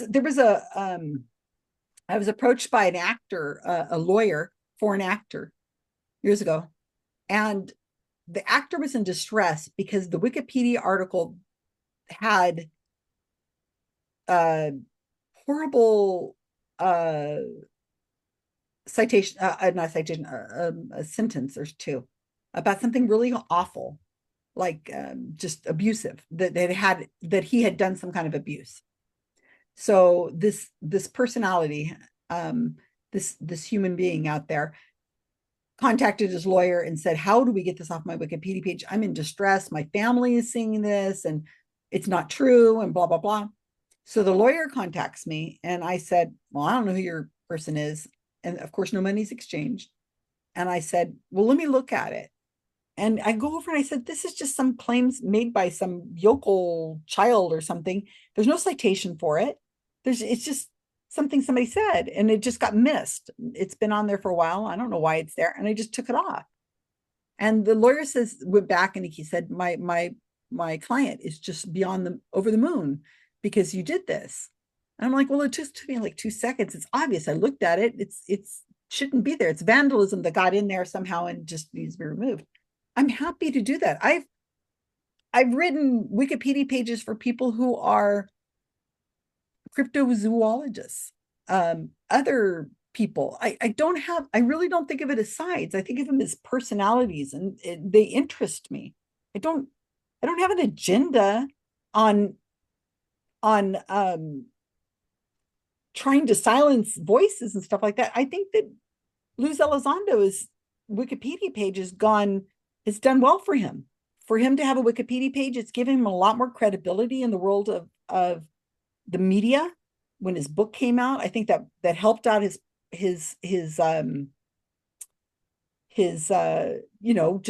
it just made him more prominent. It was probably good for his career. So why would I do that if I had an agenda to silence these people? Why? It just doesn't make sense to me. Why would I spend so much time doing this? Because I really think people are interesting. I think the whole subject of all kinds of things, not just UFO, it's fascinating. And I think it understands us as a human character, who we are, how we can better communicate with people. I think it's all a win. And I feel like we're living in a world where misinformation is just rampant, and that people are okay with overlooking some misinformation because it fits their agenda, but they don't want to hold the other people to their standards. It's okay here, but not there.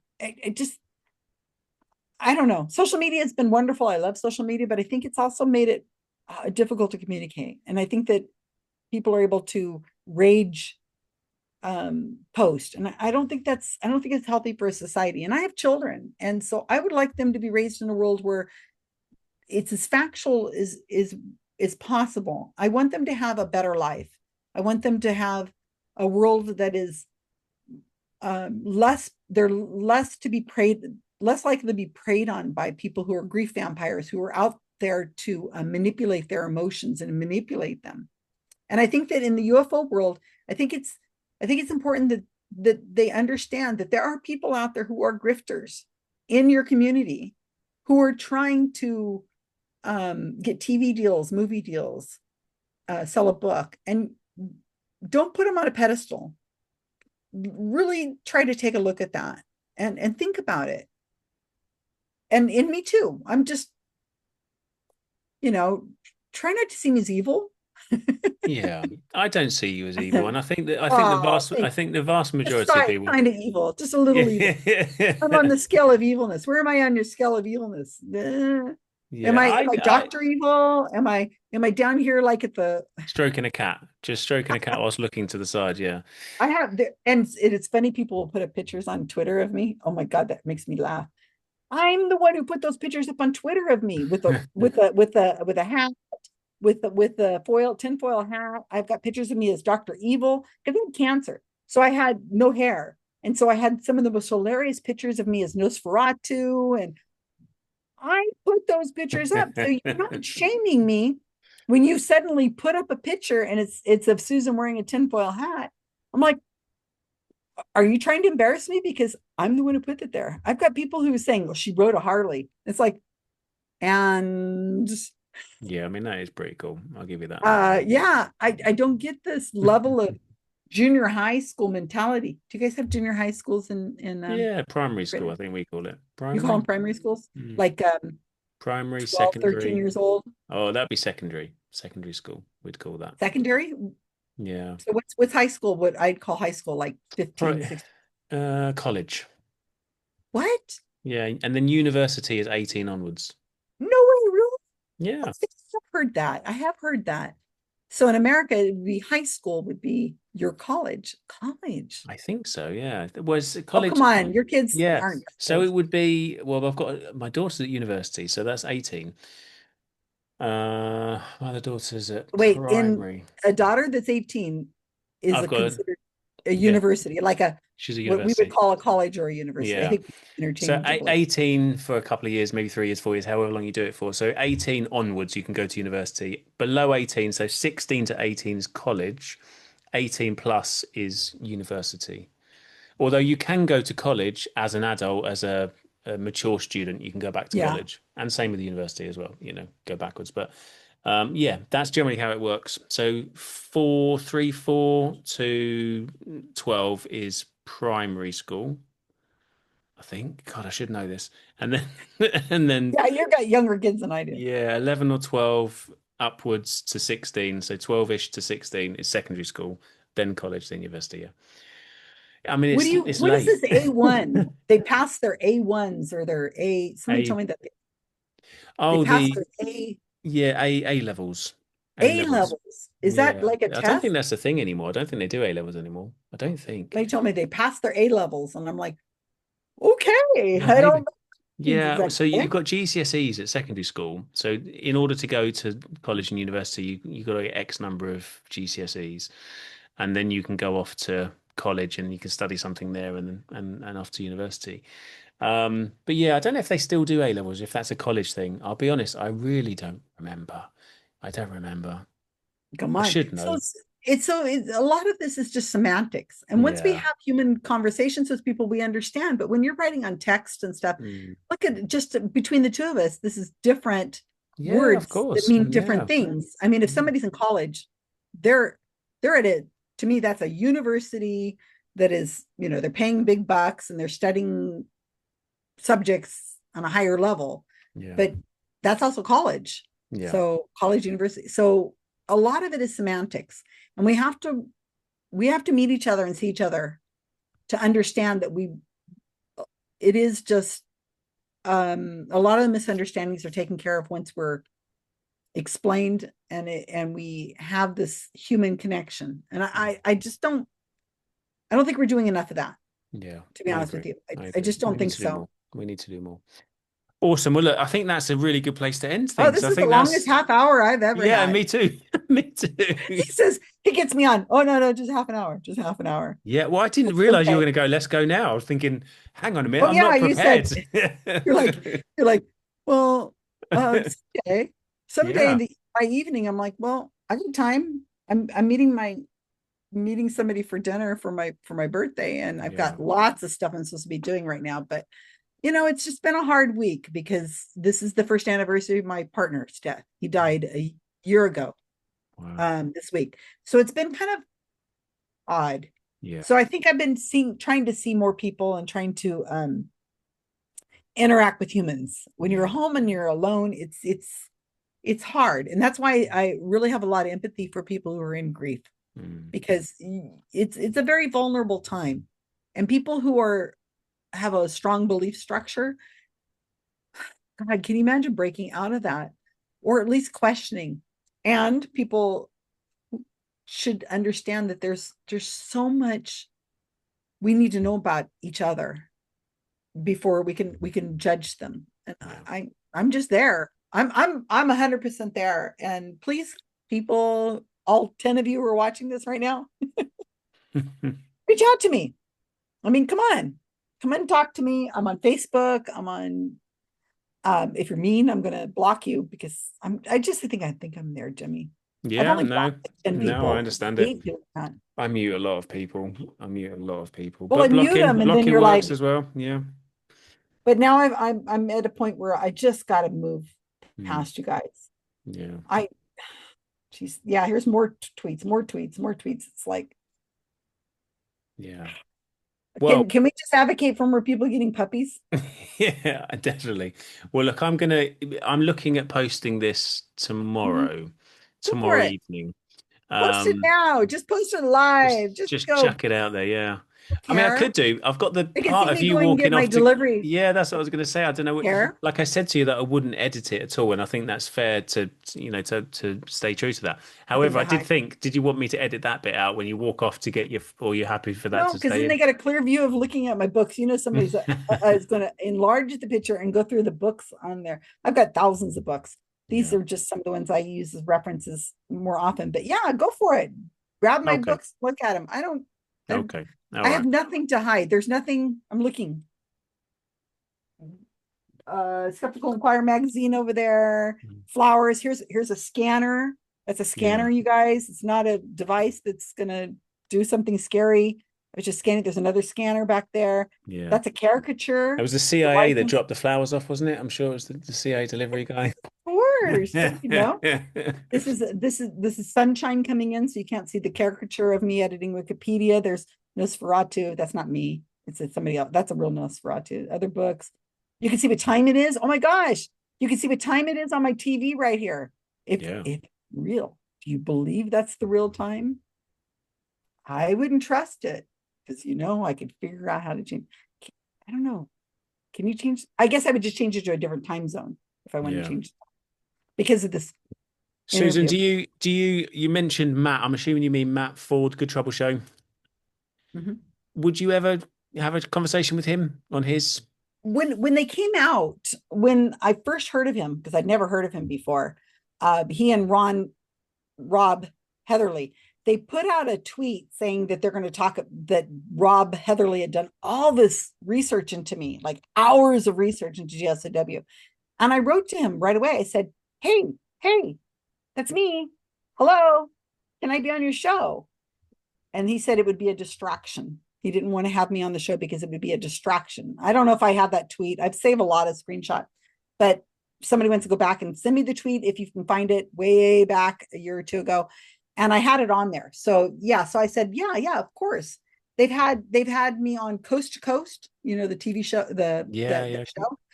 Oh my God, 2 times. There's like 3 or 4 hours of that. They wouldn't put me on because George Norrie, is that his name? Yeah. He just went on every break. It was a song about a liar, woman who's a liar. I was like, whoa, this is cruel. And then Matt and Ron have done hours of videos talking about me, not asking me. They just talk about me. And I'm like, dude, I'm right here. Why are you talking about me? I don't think so. Here's the answer to your question. I do not think that is in the best interest of Matt Ford to put me on the show, even though we'd love to have me on the show. That would give him lots of views. I don't think he's an ethical journalist, to be honest with you. And yeah, I'd say that to your face right now, Matt. I've never watched any of the shows, but I have people who've watched the shows and have told me what's going on. I don't think that he has journalistic integrity. I don't think he's a fair player. I don't think that I think that the research that Ron Heatherly does is laughable. It's easily disproved by somebody looking into it. It's in when it's pointed out to them that what the research they've done is wrong, they just pretend they didn't see that. So that's not journalistic integrity. He's not a good player. I've had many people say that people would just be so offended that the Good Trouble show, to use that phrase for the way he attacks people, venom, just bullies and attacks people, is just, who's that?